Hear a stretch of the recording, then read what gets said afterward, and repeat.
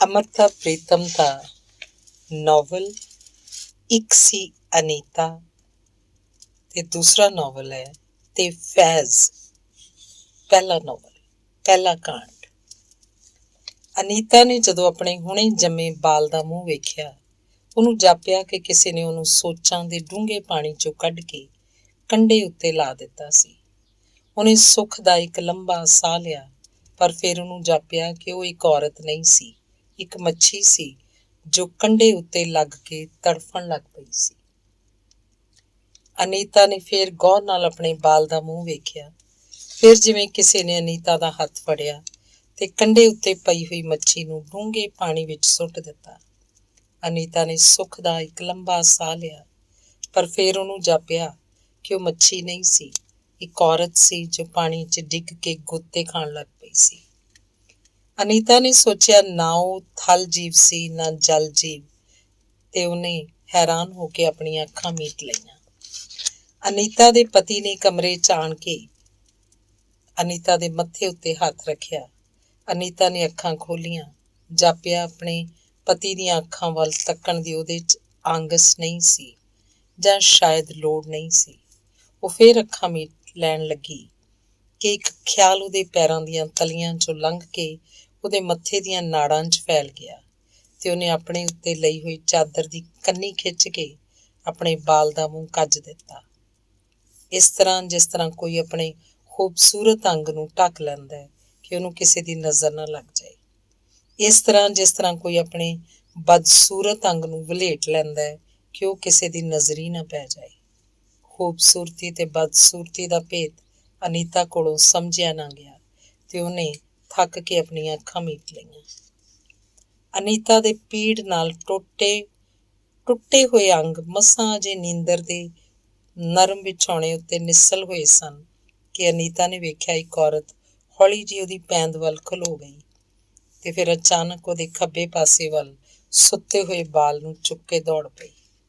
ਪਤਾ ਨਹੀਂ ਅਨੀਤਾ ਦੇ ਅੰਗਾਂ ਵਿੱਚ ਕਿਵੇਂ ਇੱਕ ਤਰਾਣ ਖੌਲ ਪਿਆ। ਉਹ ਵੀ ਓਨੇ ਹੀ ਕਾਹਲੇ ਪੈਰਾਂ ਨਾਲ ਉਸ ਔਰਤ ਦੇ ਪਿੱਛੇ ਦੌੜ ਪਈ। ਮੇਰਾ ਬੱਚਾ! ਵਾਹੋ ਦਾਈ ਭੱਜਦੀ ਔਰਤ ਦੇ ਵਾਲ ਬੱਚਿਆਂ ਵਾਂਗ ਉੱਡਦੇ ਪਏ ਸਨ। ਉਹਨੇ ਨਾ ਕੋਈ ਉੱਤਰ ਦਿੱਤਾ, ਨਾ ਪਿਛਾਂਹ ਵੱਲ ਤੱਕਿਆ। ਅਨੀਤਾ ਦੀਆਂ ਅੱਖਾਂ ਅੱਗੇ ਇੱਕ ਹਨੇਰਾ ਆਇਆ, ਪਰ ਫਿਰ ਉਹਦੇ ਸਾਰੇ ਜ਼ੋਰ ਨਾਲ ਅੱਖਾਂ ਝਮਕੀਆਂ। ਖੌਫ ਦੀ ਇੱਕ ਤੱਤੀ ਲੀਕ ਉਹਦੇ ਲਹੂ ਵਿੱਚੋਂ ਲੰਘ ਗਈ ਕਿ ਮਸਾਂ ਕਿਤੇ ਉਹਦੀਆਂ ਅੱਖਾਂ ਅੱਗੋਂ ਉਸ ਔਰਤ ਦੇ ਪੈਰਾਂ ਦੀ ਪੈੜ ਨਾ ਗੁਆਚ ਜਾਏ। ਸਾਹਮਣੇ ਇੱਕ ਵੀਰਾਨਾ ਆ ਗਿਆ, ਜਿੱਥੇ ਨਾ ਕੋਈ ਰੁੱਖ ਸੀ ਨਾ ਕੋਈ ਓਹਲਾ। ਅਨੀਤਾ ਦੀਆਂ ਅੱਖਾਂ ਅੱਗੋਂ ਉਸ ਔਰਤ ਦੀ ਪਿੱਠ ਨਹੀਂ ਸੀ ਗੁਆਚ ਸਕਦੀ। ਨਾਲੇ ਰੇਤ 'ਚ ਪੈਰ ਇੰਨੇ ਖੁੱਭਦੇ ਪਏ ਸਨ ਕਿ ਅਨੀਤਾ ਵਾਂਗ ਉਸ ਔਰਤ ਦੇ ਪੈਰਾਂ ਦੀ ਚਾਲ ਵੀ ਟੁੱਟ ਗਈ ਸੀ। ਉਹ ਵੀ ਅਨੀਤਾ ਵਾਂਗ ਹਫ਼ ਕੇ ਸਾਹ ਲੈਂਦੀ ਪਈ ਸੀ। ਫਿਰ ਬੱਚੇ ਦੇ ਰੋਣ ਦੀ ਆਵਾਜ਼ ਆਈ। ਸ਼ਾਇਦ ਉਸ ਔਰਤ ਦੀਆਂ ਬਾਹਾਂ 'ਚ ਲੋੜ ਤੋਂ ਬਹੁਤ ਘੁੱਟਿਆ ਗਿਆ ਸੀ, ਜਾਂ ਭੁੱਖ ਨਾਲ ਵਿਲਕ ਪਿਆ ਸੀ। ਉਸ ਔਰਤ ਦੇ ਪੈਰ ਠੰਬਰ ਗਏ। ਉਹ ਜਿੱਥੇ ਖਲੋਤੀ ਸੀ ਉੱਥੇ ਖਲੋ ਕੇ ਬੱਚੇ ਨੂੰ ਵਰਾਉਣ ਲੱਗ ਪਈ। ਅਨੀਤਾ ਨੇ ਆਪਣੀਆਂ ਅੱਖਾਂ ਨਾਲ ਵੇਖਿਆ ਕਿ ਉਸ ਔਰਤ ਨੇ ਆਪਣੀ ਕਮੀਜ਼ ਦੇ ਬਟਨ ਖੋਲ੍ਹੇ ਤੇ ਉੱਥੇ ਹੀ ਰੇਤ ਉੱਤੇ ਬੈਠ ਕੇ ਬੱਚੇ ਨੂੰ ਆਪਣੀ ਛਾਤੀ ਵਿੱਚੋਂ ਦੁੱਧ ਪਿਆਉਣ ਲੱਗ ਪਈ। ਅਨੀਤਾ ਉਹਦੇ ਕੋਲ ਅੱਪੜ ਗਈ। ਉਸ ਔਰਤ ਨੇ ਹੱਥ ਦੇ ਇਸ਼ਾਰੇ ਨਾਲ ਉਹਨੂੰ ਚੁੱਪ ਰਹਿਣ ਲਈ ਆਖਿਆ, ਤਾਂ ਕਿ ਬੱਚਾ ਨਿਸ਼ਚਿੰਤ ਹੋ ਕੇ ਦੁੱਧ ਪੀ ਲਏ। ਅਨੀਤਾ ਨੇ ਆਪਣੀਆਂ ਅੱਖਾਂ ਨਾਲ ਵੇਖਿਆ ਕਿ ਉਹਦਾ ਬੱਚਾ ਭੁੱਖ ਦੇ ਸਾਰੇ ਜ਼ੋਰ ਨਾਲ ਉਸ ਔਰਤ ਦਾ ਦੁੱਧ ਚੁੰਘਦਾ ਪਿਆ ਸੀ। ਚੰਨ ਦੀ ਚਾਨਣੀ ਬੱਚੇ ਦੀ ਖੱਬੀ ਗੱਲ੍ਹ ਉੱਤੇ ਪੈਂਦੀ ਪਈ ਸੀ, ਜਿਹਦੇ ਨਾਲ ਬੱਚੇ ਦੀ ਨਿੱਕੀ ਜਿਹੀ ਵਰਾਚ ਵਿੱਚੋਂ ਡਿੱਗਦੀਆਂ ਦੁੱਧ ਦੀਆਂ ਬੂੰਦਾਂ ਵੀ ਦਿਸਦੀਆਂ ਪਈਆਂ ਸਨ। ਖਲੋਤੀ ਕਾਹਨੂੰ ਹੈ? ਬਹਿ ਜਾ, ਉਸ ਔਰਤ ਨੇ ਹੌਲੀ ਜਿਹੀ ਆਖਿਆ, ਤੇ ਅਨੀਤਾ ਨੂੰ ਉੱਥੇ ਹੀ ਭੁੰਜੇ ਰੇਤ ਉੱਤੇ ਬਹਿਣ ਦਾ ਇਸ਼ਾਰਾ ਕੀਤਾ। ਅਨੀਤਾ ਥੱਕੀਆਂ ਹੋਈਆਂ ਲੱਤਾਂ ਨਾਲ ਰੇਤ ਉੱਤੇ ਬੈਠੀ, ਨਹੀਂ ਜਿਵੇਂ ਡਿੱਗ ਪਈ। ਤੂੰ ਮੇਰੇ ਕੋਲੋਂ ਡਰਦੀ ਕਿਉਂ ਪਈ ਹੈ? ਮੈਂ ਕੋਈ ਦੁਸ਼ਮਣ ਤਾਂ ਨਹੀਂ? ਉਸ ਔਰਤ ਨੇ ਫਿਰ ਹੌਲੀ ਜਿਹੀ ਅਨੀਤਾ ਨੂੰ ਆਖਿਆ, ਤੇ ਬੱਚੇ ਦੇ ਸਿਰ ਉੱਤੇ ਹੱਥ ਫੇਰਦੀ ਉਹਦੇ ਨਿੱਕੇ ਨਿੱਕੇ ਵਾਲਾਂ ਨੂੰ ਟੋਹਣ ਲੱਗ ਪਈ। ਤੂੰ ਮੇਰਾ ਬੱਚਾ ਕਿਉਂ ਚੁੱਕ ਲਿਆਈ ਹੈ? ਅਨੀਤਾ ਨੇ ਇੱਕ ਕੌੜ ਨਾਲ ਆਖਿਆ, ਤੇ ਫਿਰ ਆਪਣੇ ਜਿਸਮ ਦੇ ਜ਼ੋਰ ਨੂੰ ਜਾਚਿਆ ਕਿ ਜੇ ਉਹ ਇਸ ਔਰਤ ਦੀਆਂ ਬਾਹਾਂ ਵਿੱਚੋਂ ਆਪਣੇ ਬੱਚੇ ਨੂੰ ਖੋਹ ਕੇ ਦੌੜਨਾ ਚਾਹੇ ਤਾਂ ਉਹ ਦੌੜ ਸਕਦੀ ਸੀ ਕਿ ਨਹੀਂ। ਉਹ ਔਰਤ ਮੁਸਕਰਾ ਪਈ ਤੇ ਕਹਿਣ ਲੱਗੀ, ਕੀ ਆਖਿਆ ਏ? ਇਹੀ ਕਿ ਤੂੰ ਮੇਰਾ ਬੱਚਾ ਕਿਉਂ ਚੁੱਕ ਲਿਆਈ ਹੈ? ਇਸ ਲਈ ਕਿ ਮੇਰਾ ਬੱਚਾ ਹੈ, ਇਹ ਮੇਰਾ ਹੈ। ਅਨੀਤਾ, ਐਵੇਂ ਕਾਹਨੂੰ ਵਾਰ ਨਾਲ ਟੱਕਰਾਂ ਮਾਰਨੀ ਹੈ? ਤੈਨੂੰ ਚੰਗਾ ਭਲਾ ਪਤਾ ਹੈ ਕਿ ਮੇਰਾ ਬੱਚਾ ਹੈ। ਮੇਰੇ ਪੀੜ ਨਾਲ ਤੁੰਬੇ ਹੋਏ ਜਿਸਮ ਨੂੰ ਵੇਖ ਲੈ ਤੇ ਭਾਵੇਂ ਦੁਨੀਆ ਦੀ ਕਿਸੇ ਦਾਈ ਕੋਲੋਂ ਗਵਾਹੀ ਲੈ ਲੈ, ਸਾਰੇ ਦੱਸ ਦੇਣਗੇ ਕਿ ਮੇਰਾ ਬੱਚਾ ਹੈ। ਉਸ ਔਰਤ ਨੇ ਇੱਕ ਹੌਕਾ ਭਰਿਆ ਤੇ ਫਿਰ ਅਨੀਤਾ ਦੇ ਮੂੰਹ ਵੱਲ ਤੱਕਦੀ ਆਖਣ ਲੱਗੀ, ਮੈਨੂੰ ਕਿਸੇ ਦੀ ਗਵਾਹੀ ਨਹੀਂ ਚਾਹੀਦੀ। ਇਸ ਦੁਨੀਆ 'ਚ ਕਿਸੇ ਦੀ ਗਵਾਹੀ ਮੇਰੇ ਕੰਮ ਨਹੀਂ ਆ ਸਕਦੀ। ਫਿਰ ਅਨੀਤਾ ਨੇ ਆਪਣੀਆਂ ਅੱਖਾਂ ਝਮਕੀਆਂ, ਮੈਨੂੰ ਸਿਰਫ ਤੇਰੀ ਗਵਾਹੀ ਚਾਹੀਦੀ ਹੈ, ਤੇਰੀ ਆਪਣੀ ਗਵਾਹੀ।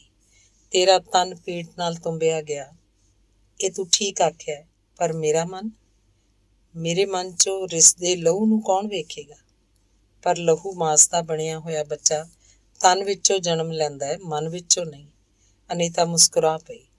ਉਹ ਔਰਤ ਵੀ ਮੁਸਕਰਾ ਪਈ ਤੇ ਆਖਣ ਲੱਗੀ, ਜੇ ਇਹ ਗੱਲ ਹੈ ਤਾਂ ਫਿਰ ਰਾਤੀ ਜਦੋਂ ਤੇਰਾ ਪਤੀ ਇਸ ਬੱਚੇ ਨੂੰ ਵੇਖਣ ਲਈ ਆਇਆ ਸੀ, ਤੂੰ ਆਪਣੇ ਉੱਤੇ ਲਈ ਹੋਈ ਚਾਦਰ ਨਾਲ ਇਸ ਬੱਚੇ ਦਾ ਮੂੰਹ ਕਿਉਂ ਢੱਕ ਦਿੱਤਾ ਸੀ?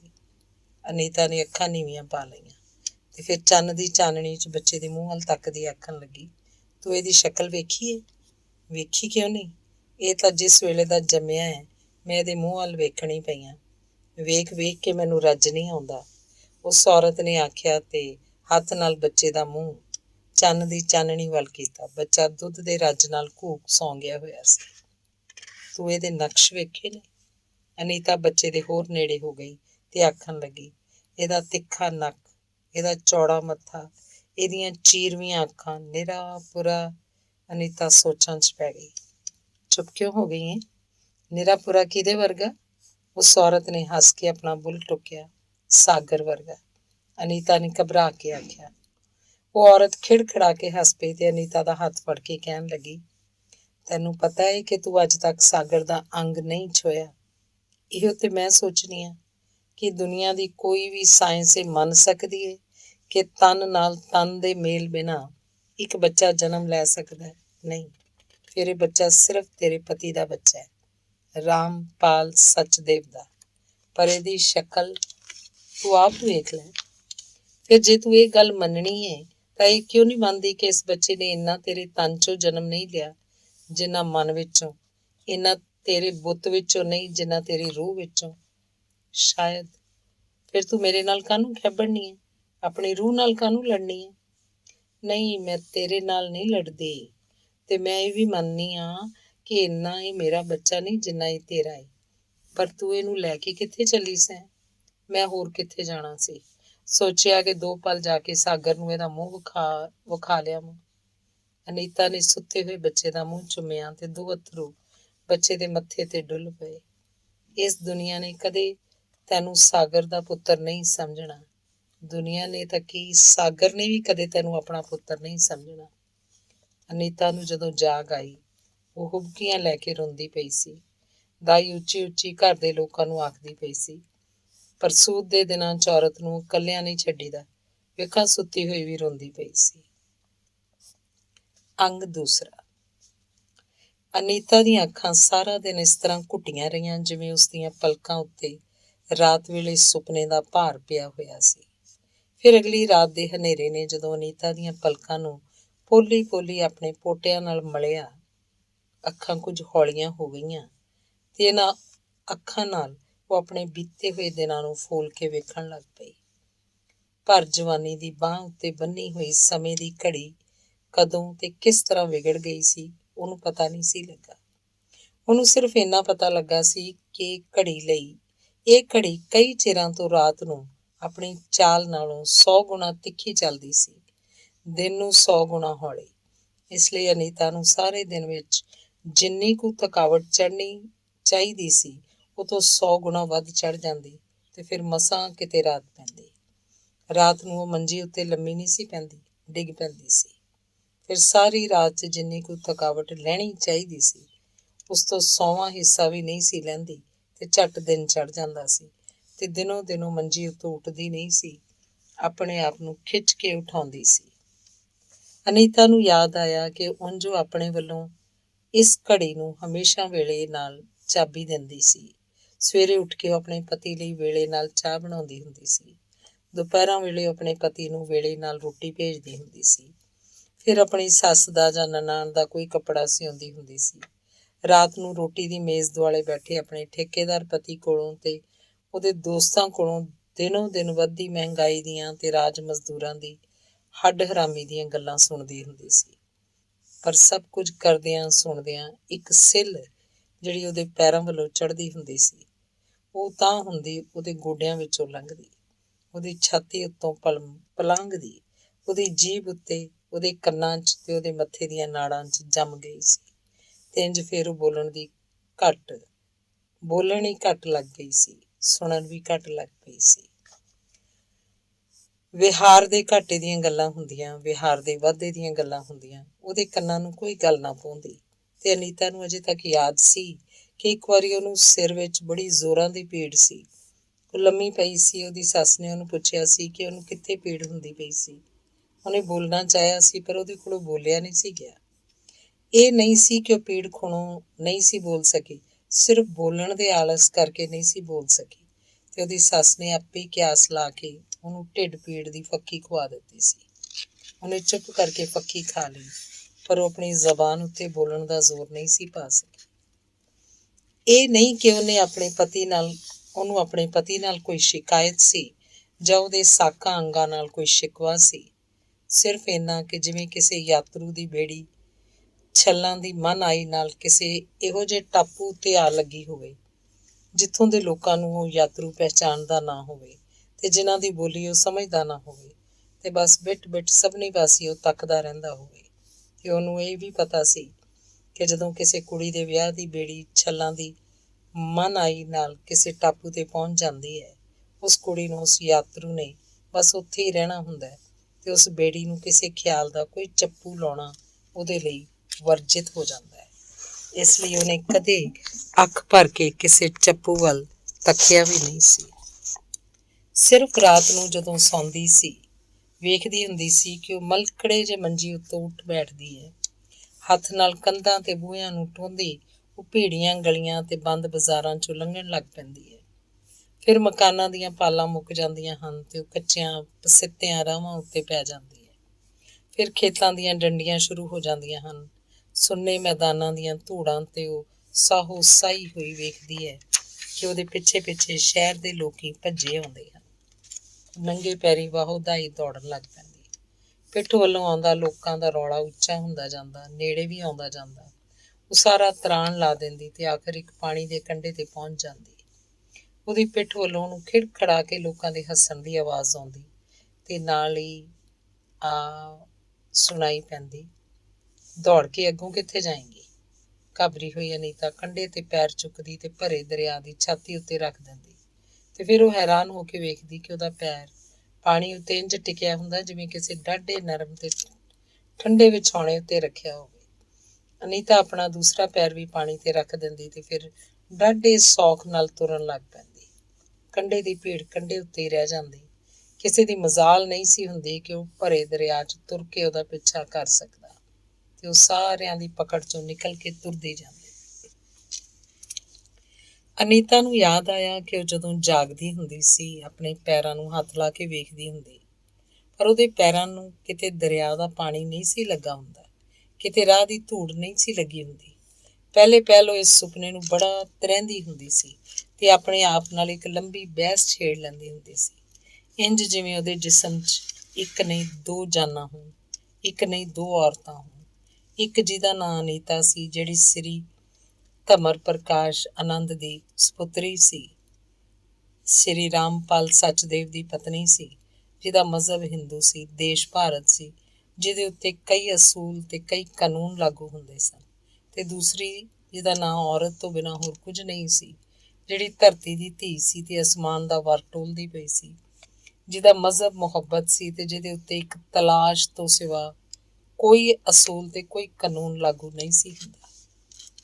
ਫਿਰ ਹੌਲੀ ਹੌਲੀ ਉਹਨੂੰ ਇਸ ਸੁਪਨੇ ਦੀ ਆਦਤ ਪੈ ਗਈ ਸੀ। ਇਹ ਸੁਪਨਾ ਉਹਦਾ ਨੇਮ ਬਣ ਗਿਆ ਸੀ। ਸਵੇਰ ਸਾਰ ਗੁਸਲਖਾਨੇ 'ਚ ਨਹਾਉਣ ਵਰਗਾ, ਦੁਪਹਿਰ ਵੇਲੇ ਆਟਾ ਗੁੰਨ ਕੇ ਰੋਟੀ ਪਕਾਉਣ ਵਰਗਾ ਨੇਮ, ਤੇ ਫਿਰ ਰਾਤ ਨੂੰ ਆਪਣੇ ਪਤੀ ਦੀ ਆਵਾਜ਼ ਸੁਣ ਕੇ ਉਹਦੀ ਮੰਜੀ ਤੇ ਜਾਣ ਵਰਗਾ ਨੇਮ। ਫਿਰ ਇਸ ਸੁਪਨੇ 'ਚ ਕੁਝ ਵਾਧਾ ਹੋ ਗਿਆ ਸੀ। ਉਹਨੂੰ ਪਾਣੀ ਦੇ ਪਾਰਲੇ ਕੰਢੇ ਇੱਕ ਬੁੱਤ ਦਾ ਝੋਲਾ ਪੈਣ ਲੱਗ ਪਿਆ ਸੀ। ਉਹਨੇ ਕਦੇ ਇਸ ਬੁੱਤ ਦੇ ਨੇੜੇ ਹੋ ਕੇ ਨਹੀਂ ਸੀ ਵੇਖਿਆ, ਇਸ ਲਈ ਨਾ ਉਹ ਮੂੰਹ ਪਛਾਣਦੀ ਸੀ, ਨਾ ਉਹ ਮੁਹਾਂਦਰਾ। ਉਹ ਸਿਰਫ ਲੰਬਾ ਕੱਦ ਪਛਾਣਦੀ ਸੀ ਤੇ ਚੌੜੀ ਪਿੱਠ ਪਛਾਣਦੀ ਸੀ। ਮੂੰਹ ਵਾਲੇ ਪਾਸੇ ਹੋਣ ਤੋਂ ਪਹਿਲਾਂ ਹੀ ਅਨੀਤਾ ਦੀ ਨੀਂਦਰ ਖੁੱਲ ਜਾਂਦੀ ਹੁੰਦੀ ਸੀ। ਤੇ ਫਿਰ ਇਸ ਸੁਪਨੇ 'ਚ ਇੱਕ ਹੋਰ ਵਾਧਾ ਹੋ ਗਿਆ ਸੀ। ਉਹ ਉਸ ਬੁੱਤ ਨੂੰ ਬੋਲਦਿਆਂ ਸੁਣਨ ਲੱਗ ਪਈ ਸੀ, ਪਰ ਇੰਝ ਜਿਵੇਂ ਕੋਈ ਮੂੰਹ ਧਿਆਨ ਕੁਝ ਪੜ੍ਹ ਰਿਹਾ ਹੁੰਦਾ। ਕੋਈ ਖਤ ਸੀ ਜਾਂ ਗੀਤ ਸੀ, ਕੋਈ ਅਰਦਾਸ ਸੀ ਜਾਂ ਨਮਾਜ਼ ਸੀ, ਉਹਨੂੰ ਕੁਝ ਪਤਾ ਨਹੀਂ ਸੀ, ਕਿਉਂਕਿ ਕਦੇ ਕੋਈ ਹਰਫ ਉਹਦੇ ਕੰਨਾਂ ਵਿੱਚ ਨਹੀਂ ਸੀ ਪਿਆ। ਸਿਰਫ ਆਵਾਜ਼, ਇੱਕ ਭਰਵੀਂ, ਡੂੰਘੀ ਤੇ ਕਿਸੇ ਪਹਾੜ ਦੀ ਵੱਖੀ ਵਿੱਚੋਂ ਨਿਕਲਦੇ ਚਸ਼ਮੇ ਵਰਗੀ ਆਵਾਜ਼। ਤੇ ਫਿਰ ਇੱਕ ਰੱਬ ਦੀ ਕਰਨੀ ਹੋ ਗਈ ਸੀ। ਇੱਕ ਵਾਰ ਉਹ ਕਿਸੇ ਦਾਵਤ ਉੱਤੇ ਗਈ ਸੀ ਤੇ ਉੱਥੇ ਇੱਕ ਆਦਮੀ ਦੀ ਪਿੱਠ ਵੇਖ ਕੇ ਕਿੰਨਾ ਚਿਰ ਉਹਦੀ ਪਿੱਠ ਵਾਲੇ ਪਾਸੇ ਖਲੋਤੀ ਰਹੀ ਸੀ। ਤੇ ਫਿਰ ਉਸ ਦਾਵਤ ਵਿੱਚ ਜਦੋਂ ਸਾਰੇ ਲੋਕਾਂ ਨੇ ਉਸ ਆਦਮੀ ਨੂੰ ਫਰਮਾਇਸ਼ ਪਾਈ ਤਾਂ ਉਹਨੇ ਇੱਕ ਨਗਮਾ ਸੁਣਾਇਆ ਸੀ। ਸਾਗਰ ਉਹਦਾ ਨਾਂ ਸੀ। ਅਨੀਤਾ ਨੇ ਆਪਣੇ ਹੋਂਠ ਆਪਣੇ ਦੰਦਾਂ 'ਚ ਟੁੱਕ ਕੇ ਪਰਤਾਇਆ ਸੀ ਕਿ ਸੁਪਨਾ ਨਹੀਂ ਸੀ, ਸੁਪਨੇ ਵਰਗਾ ਸੱਚ ਸੀ। ਉਹੀ ਆਵਾਜ਼ ਸੀ, ਇੱਕ ਭਰਵੀਂ, ਡੂੰਘੀ ਤੇ ਕਿਸੇ ਪਹਾੜ ਦੀ ਵੱਖੀ 'ਚੋਂ ਨਿਕਲਦੀ ਚਸ਼ਮੇ ਵਰਗੀ ਆਵਾਜ਼। ਤੇ ਫਿਰ ਉਸਨੇ ਜਿਹੜਾ ਮੂੰਹ ਵੇਖਿਆ, ਜਿਹੜਾ ਮੁਹਾਂਦਰਾ ਵੇਖਿਆ, ਉਹੀ ਉਹਦੇ ਸੁਪਨੇ 'ਚ ਆਉਣ ਲੱਗ ਪਿਆ ਸੀ। ਉਹਨੇ ਜਿਹੜਾ ਉਹਦਾ ਨਾਂ ਸੁਣਿਆ ਸੀ, ਉਹੀ ਆਪਣੇ ਬੁੱਤ ਦਾ ਨਾਂ ਰੱਖ ਲਿਆ ਸੀ। ਫਿਰ ਜਦੋਂ ਕਦੀ ਇੱਕ ਅਨੀਤਾ ਆਪਣੇ ਪਤੀ ਦੇ ਕੋਲ ਬੈਠੀ ਹੁੰਦੀ ਸੀ, ਦੂਜੀ ਅਨੀਤਾ ਸਾਗਰ ਦੇ ਕੋਲ ਬੈਠੀ ਹੁੰਦੀ ਸੀ। ਇਹ ਗੱਲ ਵੱਖਰੀ ਹੈ ਕਿ ਜਿਹੜੀ ਅਨੀਤਾ ਕੋਲ ਜਿਸਮ ਦਾ ਵਜੂਦ ਸੀ, ਉਹ ਸਾਰਿਆਂ ਨੂੰ ਦਿਸ ਸਕਦੀ ਸੀ, ਪਰ ਜਿਹੜੀ ਅਨੀਤਾ ਕੋਲ ਜਿਸਮ ਦਾ ਵਜੂਦ ਕੋਈ ਨਹੀਂ ਸੀ, ਉਹ ਕਿਸੇ ਨੂੰ ਨਹੀਂ ਸੀ ਦਿਸ ਸਕਦੀ। ਪਹਿਲੋਂ ਪਹਿਲ ਇੱਕ ਅਨੀਤਾ ਦੂਸਰੀ ਅਨੀਤਾ ਨਾਲ ਖੈਬੜ ਪੈਂਦੀ ਹੁੰਦੀ ਸੀ, ਲੰਬੇ ਲੰਬੇ ਝਗੜੇ ਪਾ ਬਹਿੰਦੀ ਸੀ ਤੇ ਦੂਸਰੀ ਅਨੀਤਾ ਕਦੇ ਰੋਕ ਕੇ, ਕਦੇ ਹੱਸ ਕੇ ਚੁੱਪ ਕਰ ਰਹਿੰਦੀ ਹੁੰਦੀ ਸੀ। ਪਰ ਦੂਸਰੀ ਅਨੀਤਾ ਦਾ ਮਨ ਇੰਨਾ ਮਾਸੂਮ ਸੀ, ਇੰਨੇ ਪੰਘਰੇ ਹੋਏ ਹੁੰਦੇ ਸਨ ਬੋਲ, ਇੰਨੇ ਵਿਲਕੇ ਹੋਏ ਹੁੰਦੇ ਸਨ ਕਿ ਪਹਿਲੀ ਅਨੀਤਾ ਨੂੰ ਉਹਦੇ ਨਾਲ ਪਿਆਰ ਆਉਣ ਲੱਗ ਪਿਆ ਸੀ। ਫਿਰ ਉਹ ਅੰਗ ਸਹੇਲੀਆਂ ਵਾਂਗ ਕਈ ਵਾਰ ਉਹਦੇ ਕੋਲ ਰਹਿਣ ਲੱਗ ਪਈ ਸੀ। ਇੱਕ ਵਾਰ ਇੰਝੇ ਹੀ ਬੈਠੀ ਹੋਈ ਨੇ ਉਹਨੂੰ ਹੌਲੀ ਜਿਹੀ ਪੁੱਛਿਆ ਸੀ, ਆਖਰ ਇਹ ਸਾਗਰ ਤੇਰਾ ਕੀ ਲੱਗਦਾ? ਪਤਾ ਨਹੀਂ, ਕੁਝ ਵੀ ਤਾਂ ਨਹੀਂ ਲੱਗਦਾ। ਸ਼ਾਇਦ। ਕਿਉਂ? ਇਸ ਲਈ ਕਿ ਸਭ ਕੁਝ ਲੱਗਦਾ ਹੈ। ਇੱਕ ਗੱਲ ਆਖਾਂ? ਆਖ। ਹੱਕ ਮਿਲਦਾ ਹੈ ਰਿਸ਼ਤੇ ਨਾਲ ਤੇ ਰਿਸ਼ਤਾ ਮਿਲਦਾ ਹੈ ਜਿਸਮ ਨਾਲ। ਤੇਰੇ ਕੋਲ ਕੋਈ ਜਿਸਮ ਨਹੀਂ। ਇਹ ਮੈਂ ਮੰਨਨੀ ਹਾਂ ਕਿ ਮੇਰੇ ਮੇਲ ਕੋਈ ਜਿਸਮ ਨਹੀਂ। ਉਹ ਜਿਸਮ ਜਿਹਦੇ ਕੋਲ ਪੈਰ ਹੁੰਦੇ ਨੇ, ਪੈਰਾਂ ਦੇ ਅੱਗੇ ਇੱਕ ਰਾਹ ਹੁੰਦਾ ਹੈ, ਰਾਹ ਦੇ ਅੱਗੇ ਇੱਕ ਮੰਜ਼ਿਲ ਹੁੰਦੀ ਹੈ। ਇਹੋ ਹੀ ਤਾਂ ਮੈਂ ਆਖਨੀ ਹਾਂ ਕਿ ਤੇਰੀ ਕੋਈ ਮੰਜ਼ਿਲ ਨਹੀਂ, ਸ਼ਾਇਦ ਕੋਈ ਨਹੀਂ। ਫਿਰ ਸ਼ਾਇਦ ਤੂੰ ਹਰ ਗੱਲ ਵਿੱਚ ਸ਼ਾਇਦ ਕਿਉਂ ਆਖਦੀ ਹੈ? ਤੇਰੀ ਇਸ ਸ਼ਾਇਦ ਤੋਂ ਮੈਨੂੰ ਡਰ ਲੱਗਦਾ ਹੈ। ਤੈਨੂੰ ਕੀ ਡਰ ਲੱਗਦਾ ਹੈ? ਇਹੋ ਹੀ ਕਿ ਤੂੰ ਮੇਰੀ ਰਿਆਇਆ ਹੋ ਕੇ ਕਦੇ ਬਾਗੀ ਨਾ ਹੋ ਜਾਏ। ਤੇਰਾ ਖਿਆਲ ਹੈ ਕਿ ਮੈਂ ਤੇਰੇ ਕੋਲੋਂ ਜਿਸਮ ਦਾ ਤਖਤ ਖੋਹ ਲਵਾਂਗੀ। ਇਸ ਜਿਸਮ ਦੇ ਆਸਰੇ ਮੈਂ ਸਾਗਰ ਦੇ ਜਿਸਮ ਨੂੰ ਪੀ ਲਵਾਂਗੀ। ਤੇਰੀ ਜ਼ਬਾਨ ਕਿੱਡੀ ਖੁੱਲ੍ਹ ਗਈ ਹੈ। ਪਰ ਇਹ ਤੈਨੂੰ ਪਤਾ ਹੈ ਕਿ ਤੂੰ ਜਦੋਂ ਤੱਕ ਮੇਰੀ ਜ਼ਬਾਨ ਨੂੰ ਥੋੜ੍ਹੇ ਜਿਹੇ ਹਰਫ ਉਧਾਰੇ ਨਾ ਦੇਂਗੀ, ਇਸ ਮੇਰੀ ਜ਼ਬਾਨ ਦਾ ਕੋਈ ਅਰਥ ਨਹੀਂ, ਕਿਉਂਕਿ ਅਰਥ ਹਰਫਾਂ ਵਿੱਚੋਂ ਨਿਕਲਦੇ ਨੇ ਤੇ ਤੇਰੀ ਬੋਲੀ ਦੇ ਸਾਰੇ ਹਰਫ ਤੇਰੇ ਅਖਤਿਆਰ ਵਿੱਚ ਨੇ। ਮੈਂ ਤੈਨੂੰ ਕਦੇ ਵੀ ਕੋਈ ਹਰਫ ਉਧਾਰਾ ਨਹੀਂ ਦਿਆਂਗੀ। ਉਹਨੇ ਜਿਹੜੀਆਂ ਗੱਲਾਂ ਲਾਡ ਨਾਲ ਸ਼ੁਰੂ ਕੀਤੀਆਂ ਸਨ, ਖਿੱਝ ਕੇ ਬੰਦ ਕਰ ਦਿੱਤੀਆਂ। ਫਿਰ ਉਹ ਕਈ ਦਿਨ ਉਸ ਦੂਸਰੀ ਅਨੀਤਾ ਨਾਲ ਨਹੀਂ ਬੋਲੀ। ਪਰ ਫਿਰ ਇੱਕ ਦਿਨ ਉਹਨੇ ਦੂਸਰੀ ਅਨੀਤਾ ਨੂੰ ਆਪਣੇ ਗੋਡਿਆਂ ਕੋਲ ਬਿਠਾ ਲਿਆ ਸੀ ਤੇ ਆਖਿਆ ਸੀ, ਆਖਰ ਤੂੰ ਗੂੰਗਿਆਂ ਵਾਂਗ ਮੇਰੇ ਮੂੰਹ ਵੱਲ ਬਿਟ ਬਿਟ ਕੀ ਵੇਖਦੀ ਰਹਿੰਦੀ ਹੈ? ਲੋਕ ਆਖਦੇ ਨੇ ਗੂੰਗਿਆਂ ਦੀਆਂ ਗੱਲਾਂ ਮਾਵਾਂ ਤੇ ਭੈਣਾਂ ਨੂੰ ਸਮਝ ਆ ਜਾਂਦੀਆਂ ਨੇ। ਜੇ ਮੇਰਾ ਹੋਰ ਕੋਈ ਨਹੀਂ ਕੁਝ ਲੱਗਦਾ, ਤੂੰ ਤੇ ਮੇਰੀ ਕੁਝ ਲੱਗਣੀ ਹੈ। ਤੂੰ ਕੀ ਚਾਹੁੰਦੀ ਹੈ? ਮੈਂ ਚਾਹੁੰਦੀ ਹਾਂ ਕਿ ਤੂੰ ਇੱਕ ਦਿਨ ਸਾਗਰ ਨੂੰ ਇੱਥੇ ਬੁਲਾ ਦੇਵੇਂ। ਤੂੰ ਉਹਨੂੰ ਕੀ ਕਹਿਣਾ ਚਾਹੁੰਦੀ ਹੈ? ਕੁਝ ਨਹੀਂ, ਕਿਉਂਕਿ ਮੈਂ ਕੁਝ ਆਖ ਹੀ ਨਹੀਂ ਸਕਦੀ। ਇਹ ਮੈਨੂੰ ਪਤਾ ਹੈ ਕਿ ਤੂੰ ਮੈਨੂੰ ਆਪਣੀ ਬੋਲੀ ਦੇ ਹਰਫ ਕਦੇ ਨਹੀਂ ਦੇਣੇ। ਫਿਰ ਤੂੰ ਉਹਨੂੰ ਵੇਖ ਕੇ ਕੀ ਕਰੇਂਗੀ? ਕੋਈ ਚੰਨ ਤੇ ਸੂਰਜ ਨੂੰ ਵੇਖ ਕੇ ਕੀ ਕਰਦਾ ਹੈ? ਚੰਨ ਤੇ ਸੂਰਜ ਕਦੇ ਹੱਥ ਨਹੀਂ ਆਉਂਦੇ। ਜਿਨ੍ਹਾਂ ਦੇ ਹੱਥ ਹੁੰਦੇ ਨੇ ਉਹ ਤਾਂ ਭਲਾ ਇਸ ਗੱਲ ਨੂੰ ਸੋਚਣ। ਮੈਂ ਕਿਉਂ ਸੋਚਾਂ? ਮੇਰੇ ਤਾਂ ਹੱਥ ਹੀ ਕੋਈ ਨਹੀਂ। ਤੂੰ ਮੇਰੇ ਕੋਲੋਂ ਇੰਨਾ ਕਿਉਂ ਡਰਨੀ ਹੈ? ਮੈਂ ਤੈਨੂੰ ਕਦੀ ਵੀ ਕੁਝ ਨਹੀਂ ਆਖਿਆ। ਅੱਛਾ, ਮੈਂ ਇੱਕ ਵਾਰੀ ਉਹਨੂੰ ਬੁਲਾ ਦਿਆਂਗੀ, ਬਸ ਇੱਕ ਵਾਰੀ, ਫਿਰ ਕਦੇ ਨਹੀਂ। ਉਹਨੇ ਇੱਕ ਵਾਰ ਸਾਗਰ ਨੂੰ ਤੇ ਉਹਦੇ ਦੋਸਤਾਂ ਨੂੰ ਸ਼ਾਮ ਦੀ ਚਾਹ ਵਾਸਤੇ ਬੁਲਾ ਭੇਜਿਆ ਸੀ। ਸਾਗਰ ਆਇਆ ਸੀ, ਹੋਰ ਲੋਕ ਵੀ ਆਏ ਸਨ ਤੇ ਚਾਹ ਪੀਂਦਿਆਂ ਇੱਕ ਬੜਾ ਸੁਆਦੀ ਸਵਾਲ ਛਿੜ ਪਿਆ ਸੀ ਕਿ ਕਿਸ ਨੂੰ ਕਿੰਨੀਆਂ ਜ਼ਬਾਨਾਂ ਆਉਂਦੀਆਂ ਹਨ।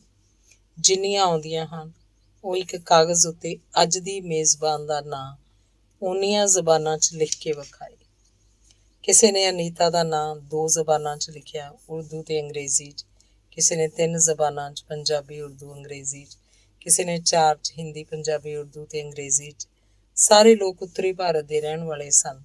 ਇਸ ਤੋਂ ਵੱਧ ਜ਼ਬਾਨਾਂ ਕਿਸੇ ਨੂੰ ਨਹੀਂ ਸਨ ਆਉਂਦੀਆਂ।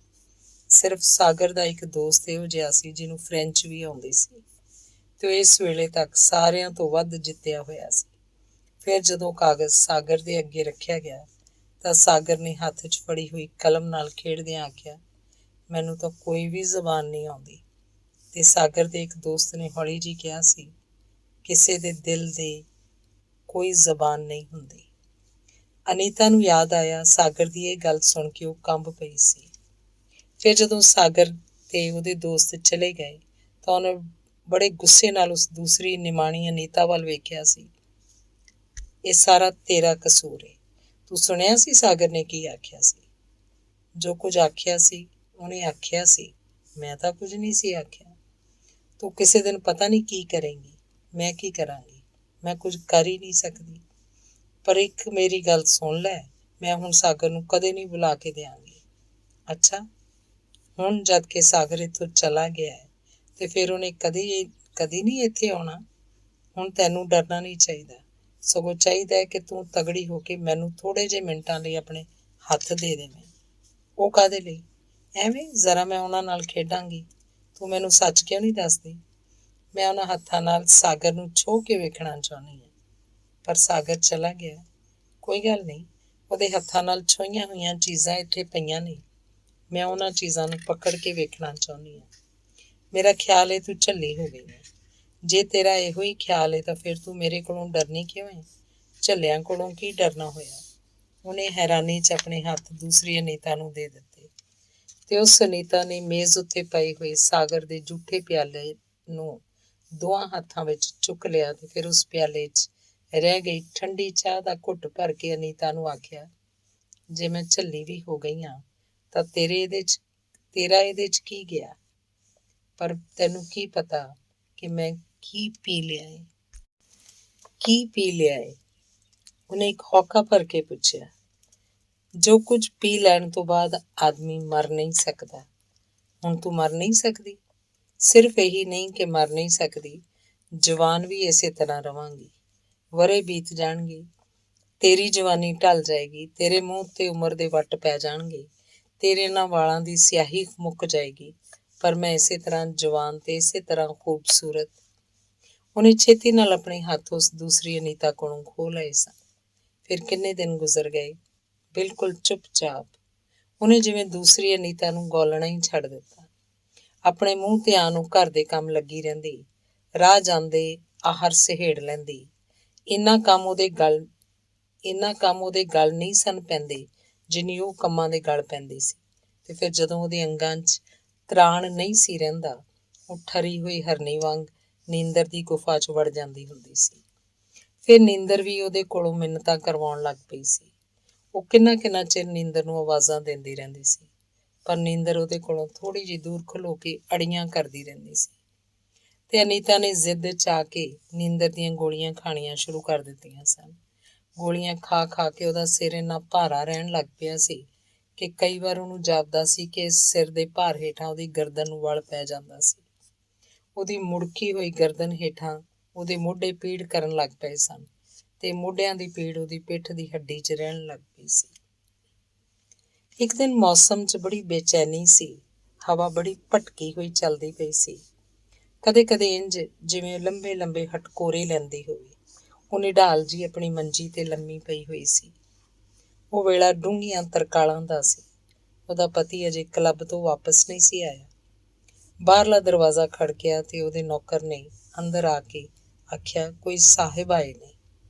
ਤੇ ਤੂੰ ਕਿਹਾ ਕਿਉਂ ਨਹੀਂ ਦਿੱਤਾ ਕਿ ਸਾਹਿਬ ਅਜੇ ਕਲੱਬ ਤੋਂ ਵਾਪਸ ਨਹੀਂ ਆਏ? ਉਹ ਸਾਹਿਬ ਨੂੰ ਨਹੀਂ, ਤੁਹਾਨੂੰ ਪੁੱਛਦੇ ਨੇ। ਮੈਨੂੰ? ਉਹਨਾਂ ਨੇ ਮੈਨੂੰ ਆਪਣਾ ਨਾਂ ਦੱਸਿਆ ਸੀ ਪਰ ਮੈਨੂੰ ਭੁੱਲ ਗਿਆ। ਜਾਂ ਫੇਰ ਪੁੱਛਿਆ। ਤੇ ਨੌਕਰ ਨੇ ਜਦੋਂ ਮੁੜ ਕੇ ਆ ਕੇ ਆਖਿਆ ਸਾਗਰ, ਇਸ ਇੱਕ ਲਫ਼ਜ਼ ਨੇ ਉਹਦੇ ਸਾਰੇ ਸਾਹ ਆਪਣੇ ਮੁੱਠ 'ਚ ਲੈ ਲਏ ਤੇ ਉਹਨੂੰ ਜਾਪਿਆ ਜਿਵੇਂ ਅੱਜ ਉਹਨੇ ਨੀਂਦਰ ਦੀ ਇੱਕ ਗੋਲੀ ਦੀ ਥਾਂ ਬਹੁਤ ਸਾਰੀਆਂ ਗੋਲੀਆਂ ਖਾ ਲਈਆਂ ਸਨ ਤੇ ਹੁਣ ਉਹਦੇ ਹੋਸ਼ ਗੁਆਚਦੇ ਪਏ ਸਨ। ਹੋਸ਼ ਸ਼ਾਇਦ ਉਹਦੇ ਵੱਸ ਨਾ ਆਉਂਦੇ, ਪਰ ਉਹ ਦੂਸਰੀ ਅਨੀਤਾ ਇਸ ਅਨੀਤਾ ਨਾਲੋਂ ਬਹੁਤ ਚੇਤੰਨ ਸੀ। ਉਹ ਛੇਤੀ ਨਾਲ ਉੱਠ ਕੇ ਇੱਕ ਵਾਰ ਸ਼ੀਸ਼ੇ ਦੇ ਸਾਹਮਣੇ ਹੋਈ, ਮਾੜਾ ਜਿਹਾ ਵਾਲਾਂ ਨੂੰ ਸਵਾਰਿਆ ਤੇ ਫਿਰ ਵੱਡੇ ਕਮਰੇ 'ਚ ਆ ਗਈ। ਉਸ ਦਿਨ ਗਲਤੀ ਨਾਲ ਤੁਹਾਡਾ ਪੈਨ ਮੇਰੇ ਨਾਲ ਚਲਾ ਗਿਆ ਸੀ, ਸਾਗਰ ਨੇ ਆਖਿਆ ਸੀ ਤੇ ਹੱਥ 'ਚ ਫੜਿਆ ਹੋਇਆ ਪੈਨ ਉਹਦੇ ਅੱਗੇ ਕਰ ਦਿੱਤਾ ਸੀ। ਉਹਦੇ ਮਨ 'ਚ ਕਿੰਨੀਆਂ ਹੀ ਗੱਲਾਂ ਆਈਆਂ ਸਨ। ਇਹ ਮੇਰਾ ਪੈਨ ਕਿੱਡਾ ਚੰਗਾ ਏ ਜੋ ਇਹ ਗਲਤੀ ਕਰ ਸਕਦਾ ਹੈ। ਤੁਹਾਡਾ ਕੀ ਖਿਆਲ ਹੈ ਸਾਗਰ, ਕਿ ਗਲਤੀ ਕਰਨੀ ਕੋਈ ਸੌਖੀ ਜਿਹੀ ਗੱਲ ਹੁੰਦੀ ਹੈ? ਪੈਨ ਤੇ ਔਰਤ ਵਿੱਚ ਬੜਾ ਫਰਕ ਹੁੰਦਾ ਹੈ ਸਾਗਰ, ਤੇ ਨਾਲੇ ਇਸ ਦੁਨੀਆ 'ਚ ਹਰ ਕੋਈ ਗਲਤੀ ਕਰ ਸਕਦਾ ਹੈ, ਪਰ ਇਸ ਕਮਬਖਤ ਔਰਤ ਨੂੰ ਗਲਤੀ ਕਰਨ ਦਾ ਵੀ ਹੱਕ ਨਹੀਂ ਹੁੰਦਾ। ਪਰ ਉਹਨੇ ਇਹਨਾਂ ਗੱਲਾਂ ਵਿੱਚੋਂ ਕੋਈ ਗੱਲ ਨਹੀਂ ਸੀ ਆਖੀ। ਸਿਰਫ ਇੰਨਾ ਆਖਿਆ ਸੀ, ਇਸ ਪੈਨ ਦਾ ਜੀ ਕਰਦਾ ਹੋਏਗਾ ਕੋਈ ਗੀਤ ਲਿਖਣ ਤੇ, ਇਸ ਲਈ ਇਹ ਤੁਹਾਡੇ ਨਾਲ ਚਲਾ ਗਿਆ। ਇਹ ਵਿਚਾਰਾ ਜਿੱਥੇ ਚਾਹੁੰਦਾ ਹੈ ਉੱਥੇ ਹੀ ਰਹਿਣ ਦਿਓ ਉਸ। ਤੇ ਸਾਗਰ ਨੇ ਆਪਣਾ ਪੈਨ ਵਾਲਾ ਹੱਥ ਵੇਖਦਿਆਂ ਆਖਿਆ, ਮੈਂ ਸੱਚਮੁੱਚ ਇਹਦੇ ਨਾਲ ਇੱਕ ਨਜ਼ਮ ਲਿਖਦਾ ਪਿਆ ਸਾਂ, ਤਾਂ ਹੀ ਇੰਨੇ ਦਿਨ ਮੋੜਨ ਨਹੀਂ ਆਇਆ। ਮੈਂ ਆਪ ਤਾਂ ਜ਼ਿੰਦਗੀ 'ਚ ਕਦੇ ਕੁਝ ਨਹੀਂ ਲਿਖਣਾ, ਇਹੀ ਸੋਚ ਲਿਆ ਕਰਾਂਗੀ ਕਿ ਦੁਨੀਆ ਦਾ ਇੱਕ ਗੀਤ ਜਿਹੜੀ ਸਿਆਹੀ ਨਾਲ ਲਿਖਿਆ ਗਿਆ ਸੀ, ਉਹ ਸਿਆਹੀ ਮੇਰੇ ਪੈਨ ਦੀ ਸੀ। ਪਤਾ ਨਹੀਂ ਇਹ ਗੱਲ ਉਹ ਕਿਵੇਂ ਕਹਿ ਗਈ ਸੀ, ਤੇ ਫਿਰ ਉਹ ਇਹ ਗੱਲ ਆਖ ਕੇ ਉਹਨੇ ਆਪਣੀ ਜੀਭ ਟੁੱਕ ਲਈ ਸੀ। ਫਿਰ ਇੱਕ ਸਿਆਹੀ ਦੀ ਬੋਤਲ ਵੀ ਦੇ ਦਿਓ, ਜਦੋਂ ਵੀ ਗੀਤ ਲਿਖਾਂਗਾ ਉਸੇ ਸਿਆਹੀ ਨਾਲ ਲਿਖਾਂਗਾ, ਸਾਗਰ ਨੇ ਆਖਿਆ ਸੀ ਤੇ ਹੱਥ ਦਾ ਸਿਗਰਟ ਮੇਜ਼ ਤੇ ਪਈ ਹੋਈ ਰਾਖਦਾਨੀ 'ਚ ਬੁਝਾ ਕੇ ਅਨੀਤਾ ਦੇ ਮੂੰਹ ਵੱਲ ਇੰਨੀਆਂ ਉਦਾਸ ਅੱਖਾਂ ਨਾਲ ਵੇਖਿਆ ਕਿ ਅਨੀਤਾ ਨੂੰ ਜਾਪਿਆ ਕਿ ਉਹ ਇੱਕ ਔਰਤ ਨਹੀਂ ਸੀ, ਇੱਕ ਸਿਗਰਟ ਸੀ ਜਿਹਨੂੰ ਸਾਗਰ ਨੇ ਆਪਣੀ ਇੱਕੋ ਨਜ਼ਰ ਨਾਲ ਬਾਲ ਦਿੱਤਾ ਸੀ। ਫਿਰ ਸਿਆਹੀ ਨਹੀਂ ਦੇਣੀ, ਮੈਂ ਜਾਵਾਂ? ਸਾਗਰ ਨੇ ਆਖਿਆ ਸੀ ਤੇ ਬਾਹਰਲੇ ਬੂਹੇ ਵੱਲ ਮੁੜ ਪਿਆ ਸੀ। ਦੁਨੀਆ ਦੇ ਸਾਰੇ ਹਰਫ ਪੱਥਰ ਹੋ ਗਏ ਸਨ ਤੇ ਉਹਦੇ ਹੋਠਾਂ ਉੱਤੇ ਠੰਡੇ ਕੱਕਰਾਂ ਵਾਂਗੂ ਜੰਮ ਗਏ ਸਨ। ਜੇ ਕੋਈ ਇੰਜ ਠੰਡੇ ਕੰਕਰਾਂ ਨੂੰ ਜੋੜ ਸਕਦਾ ਤੇ ਉਹਨਾਂ ਨੂੰ ਮੁੜ ਕੇ ਨਿੱਘੇ ਹਰਫ ਬਣਾ ਸਕਦਾ, ਤਾਂ ਉਹ ਨੀਤਾ ਦੇ ਹੋਠਾਂ ਉੱਤੇ ਪੜ੍ਹ ਸਕਦਾ ਸੀ, ਮੈਂ ਇੱਕ ਔਰਤ ਨਹੀਂ ਰਹਿਣਾ ਚਾਹੁੰਦੀ, ਮੈਂ ਇੱਕ ਸਿਆਹੀ ਦੀ ਦਵਾਤ ਬਣ ਜਾਣਾ ਚਾਹੁੰਦੀ ਹਾਂ। ਸਾਗਰ ਚਲਾ ਗਿਆ ਸੀ। ਉੱਥੇ ਦੀ ਉੱਥੇ ਖਲੋਤੀ ਰਹਿ ਗਈ ਸੀ। ਉਸ ਦਿਨ ਤੋਂ ਬਾਅਦ ਉਹ ਅਨੀਤਾ ਨਹੀਂ ਸੀ ਰਹੀ, ਇੱਕ ਧੁੱਖ ਦੀ ਸਿਗਰਟ ਬਣ ਗਈ ਸੀ।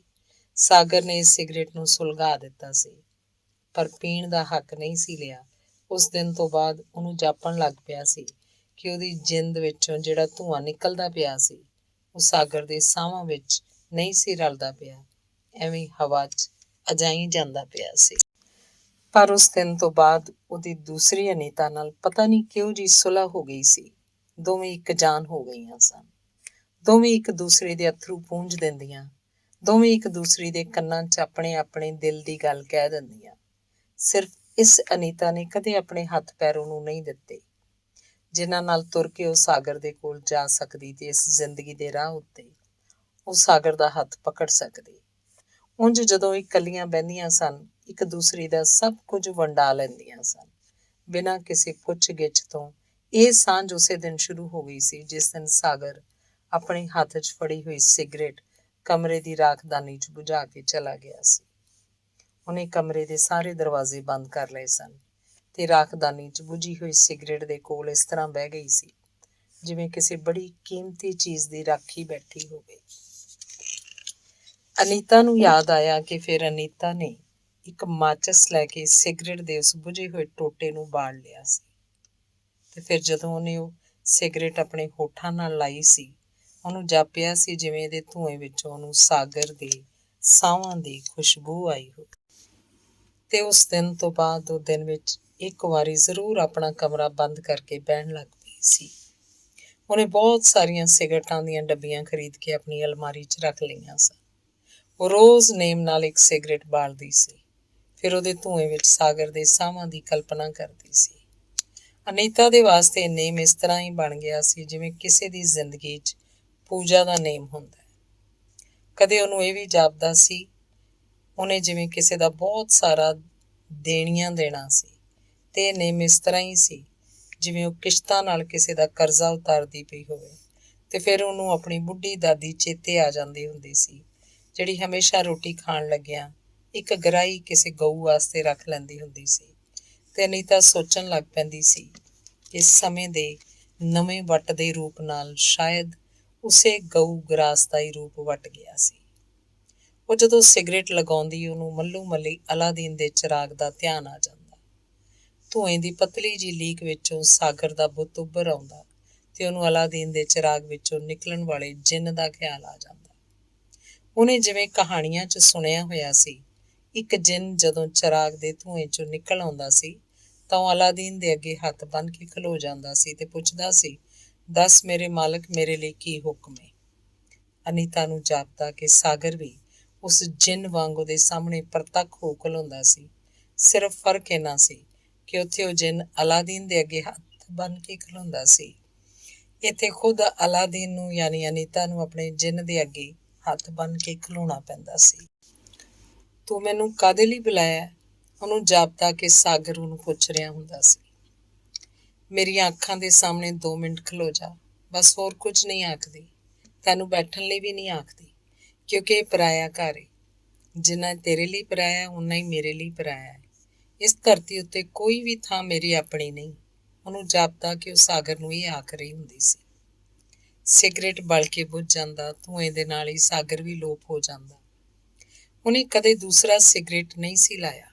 ਬਹੁਤੀ ਦੇਰ ਲਈ ਸਾਗਰ ਨੂੰ ਖੜੇ ਰੱਖਣਾ ਉਹਨੂੰ ਗੁਸਤਾਖੀ ਜਾਪਦੀ ਸੀ ਤੇ ਉਹਨੂੰ ਜਾਪਦਾ ਸੀ ਉਹ ਆਪਣੇ ਜਨਮ ਤੋਂ ਇੱਕ ਦੇਵਦਾਸੀ ਸੀ, ਜਿਹੜੀ ਸੰਗਮਰਮਰ ਦੇ ਉਸ ਫਰਸ਼ ਉੱਤੇ ਨਾਚ ਕਰਦੀ ਪਈ ਸੀ, ਜਿਹਦੀਆਂ ਕੁਝ ਸਿਲਾਂ ਕਾਲੇ ਰੰਗ ਦੀਆਂ ਸਨ ਤੇ ਕੁਝ ਸਿਲਾਂ ਚਿੱਟੇ ਰੰਗ ਦੀਆਂ। ਉਹਨੇ ਬਾਰੋਂ ਬਾਰ ਇੱਕ ਪੈਰ ਕਾਲੇ ਰੰਗ ਦੀ ਸਿਲ ਤੇ ਰੱਖਣਾ ਹੁੰਦਾ ਸੀ, ਦੂਜਾ ਚਿੱਟੇ ਰੰਗ ਦੀ ਸਿਲ ਉੱਤੇ। ਇਹੀ ਉਹਦੇ ਨਾਚ ਦੀ ਕਲਾ ਸੀ ਤੇ ਇਹੀ ਉਸ ਮੰਦਰ ਦੇ ਫਰਸ਼ ਦੀ ਬਣਤਰ ਸੀ। ਇਹ ਸਭ ਕੁਝ ਹੁੰਦਿਆਂ ਉਹਨੂੰ ਕਦੇ ਨਹੀਂ ਸੀ ਜਾਪਿਆ ਕਿ ਉਹਦੀ ਸੁਰਤ ਵਿੱਚ ਤੇ ਉਹਦੀ ਬੇਸੁਰਤੀ ਵਿੱਚ ਜਿਹੜੀ ਵਿੱਥ ਸੀ, ਉਹ ਦਿਨੋਂ ਦਿਨ ਘਟਦੀ ਪਈ ਸੀ। ਉਹ ਕਲਾ ਦੀ ਪ੍ਰਬੀਨ ਨਾਚੀ ਵਾਂਗ ਆਪਣੀ ਜ਼ਿੰਦਗੀ ਦੀ ਅਸਲੀਅਤ ਨਾਲ ਵੀ ਖੇਡਦੀ ਰਹੀ ਤੇ ਆਪਣੀ ਕਲਪਨਾ ਨਾਲ ਵੀ। ਪਰ ਫਿਰ ਇੱਕ ਦਿਨ ਇੰਝ ਹੋਇਆ, ਉਹਨੂੰ ਜਾਪਿਆ ਉਹ ਇੱਕ ਬੜੀ ਤਿੱਖੀ ਜਿਹੀ ਸਿਖਰ ਉੱਤੇ ਖਲੋਤੀ ਹੋਈ ਸੀ, ਜਿਹਦੇ ਦੋਹੀਂ ਪਾਸੇ ਡੂੰਘੀਆਂ ਖੱਡਾਂ ਸਨ। ਜੇ ਉਸ ਸੁਰਤ ਦੀ ਖੱਡ ਵਿੱਚ ਡਿੱਗ ਪਈ ਤਾਂ ਵੀ ਆਪਣੀ ਕਲਪਨਾ ਨਾਲੋਂ ਵਿਛੜ ਕੇ ਚਕਨਾਚੂਰ ਹੋ ਜਾਏਗੀ, ਤੇ ਜੇ ਉਹ ਬੇਸੁਰਤੀ ਦੀ ਖੱਡ 'ਚ ਢਹਿ ਪਈ ਤਾਂ ਅਸਲੀਅਤ ਨਾਲੋਂ ਟੁੱਟ ਕੇ ਪਾਗਲਪਨ ਦੀਆਂ ਹਨੇਰੀਆਂ ਤਹਿਆਂ 'ਚ ਗੁਆਚ ਜਾਏਗੀ। ਇੰਝ ਹੋਇਆ ਕਿ ਇੱਕ ਦਿਨ ਉਹਨੇ ਉਹਦਾ ਖਾਵੰਦ ਰੇਲਵੇ ਸਟੇਸ਼ਨ ਦੇ ਪਲੇਟਫਾਰਮ ਉੱਤੇ ਖਲੋਤੇ ਹੋਏ ਸਨ। ਉਹਦੇ ਖਾਵੰਦ ਦਾ ਇੱਕ ਦੋਸਤ ਇਸ ਸ਼ਹਿਰੋਂ ਬਦਲੀ ਹੋ ਕੇ ਜਾ ਰਿਹਾ ਸੀ ਤੇ ਉਹਦਾ ਖਾਵੰਦ ਆਪਣੇ ਦੋਸਤ ਨੂੰ ਤੇ ਉਹਦੇ ਟੱਬਰ ਨੂੰ ਸਟੇਸ਼ਨ ਉੱਤੇ ਵਿਦਾ ਕਰਨ ਲਈ ਆਉਣ ਲੱਗਿਆਂ ਅਨੀਤਾ ਨੂੰ ਵੀ ਆਪਣੇ ਨਾਲ ਲੈ ਆਇਆ ਸੀ। ਉਸੇ ਪਲੇਟਫਾਰਮ ਉੱਤੇ ਉਹਨੇ ਵੇਖਿਆ ਕਿ ਸਾਗਰ ਵੀ ਖਲੋਤਾ ਹੋਇਆ ਸੀ ਤੇ ਉਹਦੇ ਕੁਝ ਦੋਸਤ ਵੀ। ਸਾਗਰ ਦੇ ਹੱਥ ਇੱਕ ਸੂਟਕੇਸ ਫੜਿਆ ਸੀ ਤੇ ਅਨੀਤਾ ਨੂੰ ਜਾਪਿਆ ਕਿ ਉਹਦੇ ਸਰੀਰ ਦਾ ਸਾਰਾ ਸਾਹ ਤਰਾਣ ਨਿਕਲ ਕੇ ਉਸ ਸੂਟਕੇਸ 'ਚ ਜਾ ਪਿਆ ਸੀ। ਉਹ ਆਪਣੇ ਦੁਆਲੇ ਦੀ ਭੀੜ ਨਾਲੋਂ ਨਿਖੜ ਕੇ ਸੂਟਕੇਸ ਨੂੰ ਇਸ ਤਰ੍ਹਾਂ ਵੇਖਣ ਲੱਗ ਪਈ ਜਿਵੇਂ ਸਾਗਰ ਨਾਲ ਗੱਲ ਕਰਨ ਲਈ ਉਹ ਥੋੜ੍ਹਾ ਜਿਹਾ ਸਾਹ ਤਰਾ ਉਸ ਸੂਟਕੇਸ ਕੋਲੋਂ ਵਾਪਸ ਮੰਗਦੀ ਹੋਵੇ। ਅਨੀਤਾ, ਸਾਗਰ ਨੇ ਹੱਥ ਦਾ ਸੂਟਕੇਸ ਹੇਠਾਂ ਫਰਸ਼ ਉੱਤੇ ਰੱਖ ਕੇ ਉਸ ਵੱਲ ਵੇਖਿਆ ਸੀ ਤੇ ਉਹਨੇ ਸੋਚਿਆ ਸੀ ਕਿ ਆਪਣੀਆਂ ਲੱਤਾਂ ਨੂੰ ਥਿੜਕਣ ਤੋਂ ਬਚਾਉਣ ਲਈ ਹੇਠਾਂ ਫਰਸ਼ ਉੱਤੇ ਬੈਠ ਜਾਵੇ, ਇਸ ਸੂਟਕੇਸ ਉੱਤੇ ਬੈਠ ਜਾਵੇ। ਮੈਂ ਇਸੇ ਗੱਡੀ ਤੇ ਜਾ ਰਿਹਾ। ਕਿਉਂ? ਇੱਕ ਨੌਕਰੀ ਮਿਲ ਗਈ ਹੈ ਕਲਕੱਤੇ। ਫਿਰ ਉਹਨੂੰ ਕੁਝ ਮਿੰਟ ਬਿਲਕੁਲ ਸੁਰਤ ਨਹੀਂ ਸੀ ਰਹੀ ਤੇ ਜਿਸ ਵੇਲੇ ਮਾੜੀ ਜੀ ਸੁਰਤ ਫਿਰੀ ਸੀ, ਉਹਨੇ ਵੇਖਿਆ ਸੀ ਉਹ ਸੱਚੀ ਮੁੱਚੀ ਸੂਟਕੇਸ ਉੱਤੇ ਬੈਠੀ ਹੋਈ ਸੀ ਤੇ ਉਹਦਾ ਸਾਰਾ ਜਿਸਮ ਥਰ ਥਰ ਕੰਬਦਾ ਪਿਆ ਸੀ। ਤੂੰ ਇਸ ਤਰ੍ਹਾਂ ਹੀ ਚਲੇ ਜਾਣਾ ਸੀ? ਮੈਨੂੰ ਦੱਸ ਕੇ ਵੀ ਨਹੀਂ ਸੀ ਜਾਣਾ? ਉਹਨੂੰ ਜਾਪਿਆ ਕਿ ਉਹਨੇ ਇਹ ਆਖਿਆ ਸੀ, ਪਰ ਅਨੀਤਾ ਦੀ ਆਵਾਜ਼ ਖਬਰੇ ਕਿਹੜੇ ਪਤਾਲ 'ਚੋਂ ਨਿਕਲੀ ਸੀ, ਅਨੀਤਾ ਨੂੰ ਖੁਦ ਹੀ ਸੁਣਾਈ ਨਹੀਂ ਸੀ ਦਿੱਤੀ। ਮੈਂ ਰਾਤ ਨੂੰ ਆਇਆ ਸੀ ਤੁਹਾਡੇ ਵੱਲ, ਅਨੀਤਾ ਨੂੰ ਸਾਗਰ ਦੀ ਆਵਾਜ਼ ਸੁਣਾਈ ਦਿੱਤੀ ਸੀ। ਤੇ ਫਿਰ ਸਾਗਰ ਨੇ ਅੱਗੋਂ ਆਖਿਆ, ਕਮਰੇ ਦੀਆਂ ਬੱਤੀਆਂ ਬੁਝੀਆਂ ਹੋਈਆਂ ਸਨ। ਮੈਂ ਸੋਚਿਆ ਤੁਸੀਂ ਲੋਕ ਸੌਂ ਗਏ ਹੋਵੋਗੇ, ਮੈਂ ਬਾਹਰੋਂ ਹੀ ਵਾਪਸ ਚਲਾ ਗਿਆ ਸਾਂ। ਉਹ ਮਾਘ ਦੀ ਸਖਤ ਠੰਡ ਸੀ। ਸਾਗਰ ਨੂੰ ਬੜਾ ਜ਼ੁਕਾਮ ਲੱਗਾ ਹੋਇਆ ਸੀ।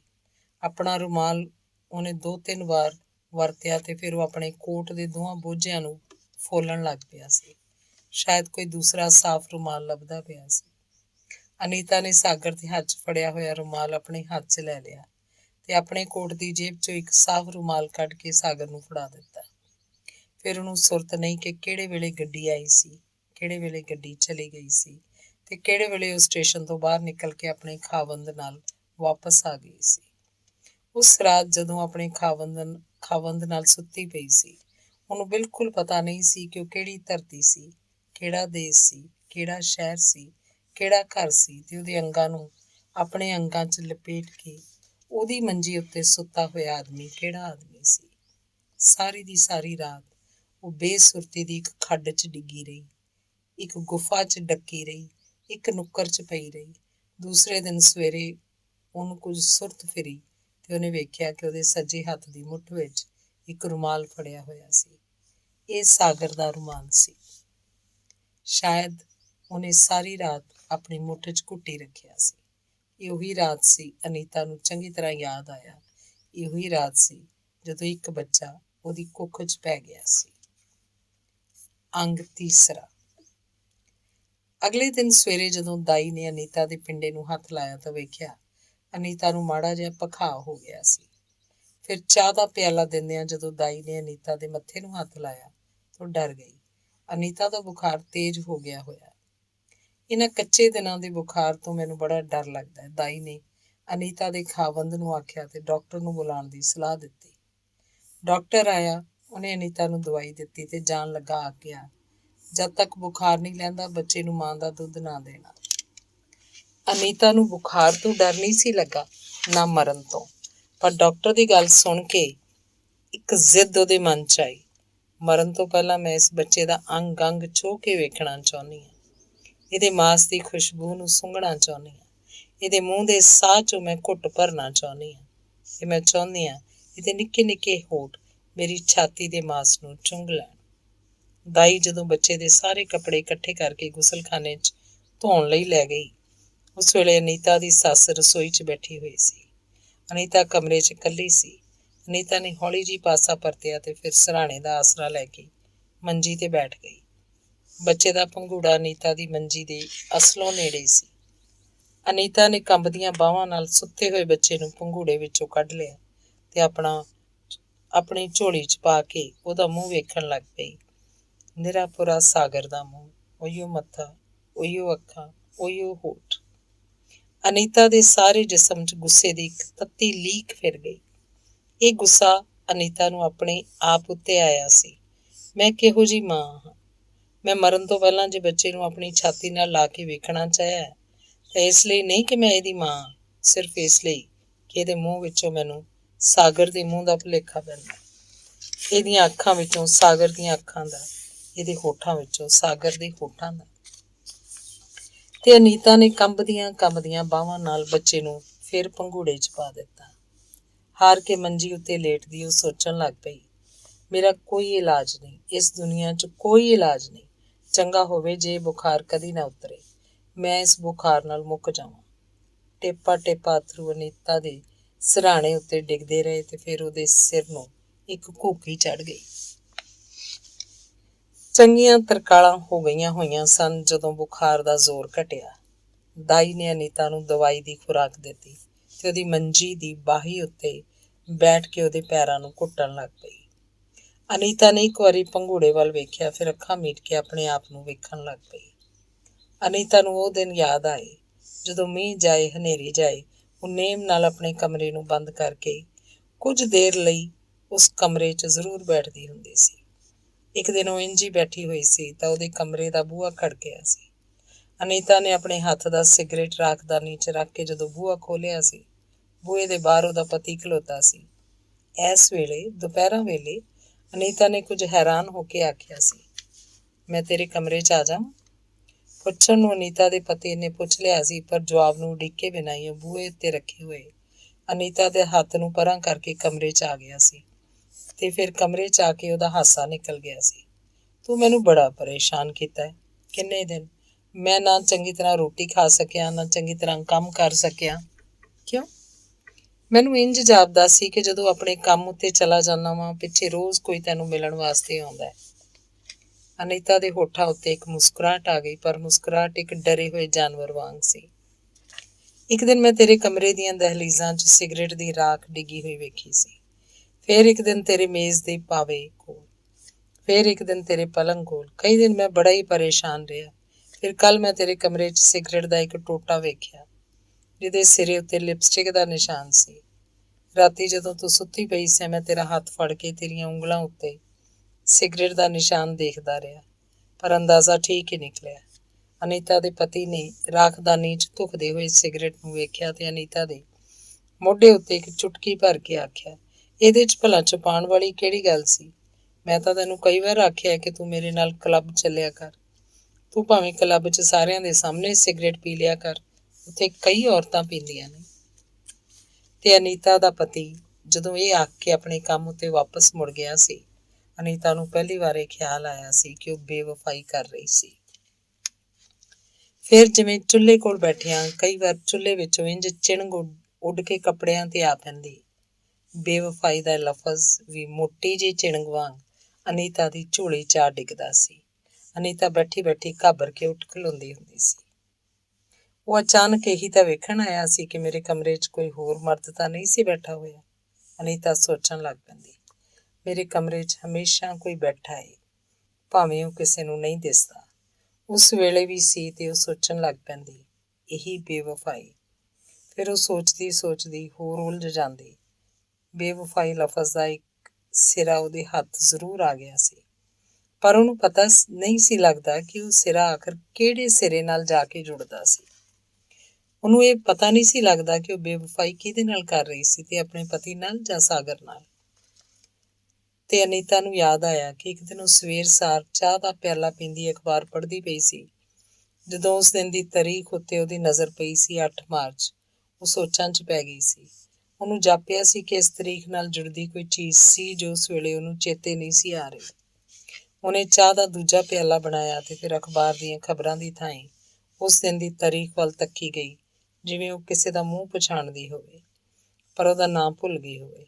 ਫਿਰ ਅਚਾਨਕ ਉਹਦੀ ਛਾਤੀ ਵਿੱਚ ਉਹਦਾ ਸਾਹ ਅੜ ਗਿਆ। ਉਹਨੂੰ ਉਸ ਤਾਰੀਖ ਨਾਲ ਜੁੜਦੀ ਗੱਲ ਚੇਤੇ ਆ ਗਈ, ਸਾਗਰ ਦਾ ਜਨਮ ਦਿਨ, 8 ਮਾਰਚ, ਸਾਗਰ ਦਾ ਜਨਮ ਦਿਨ। ਤੇ ਉਹਨੂੰ ਸਾਰੀ ਗੱਲ ਚੇਤੇ ਆ ਗਈ ਸੀ।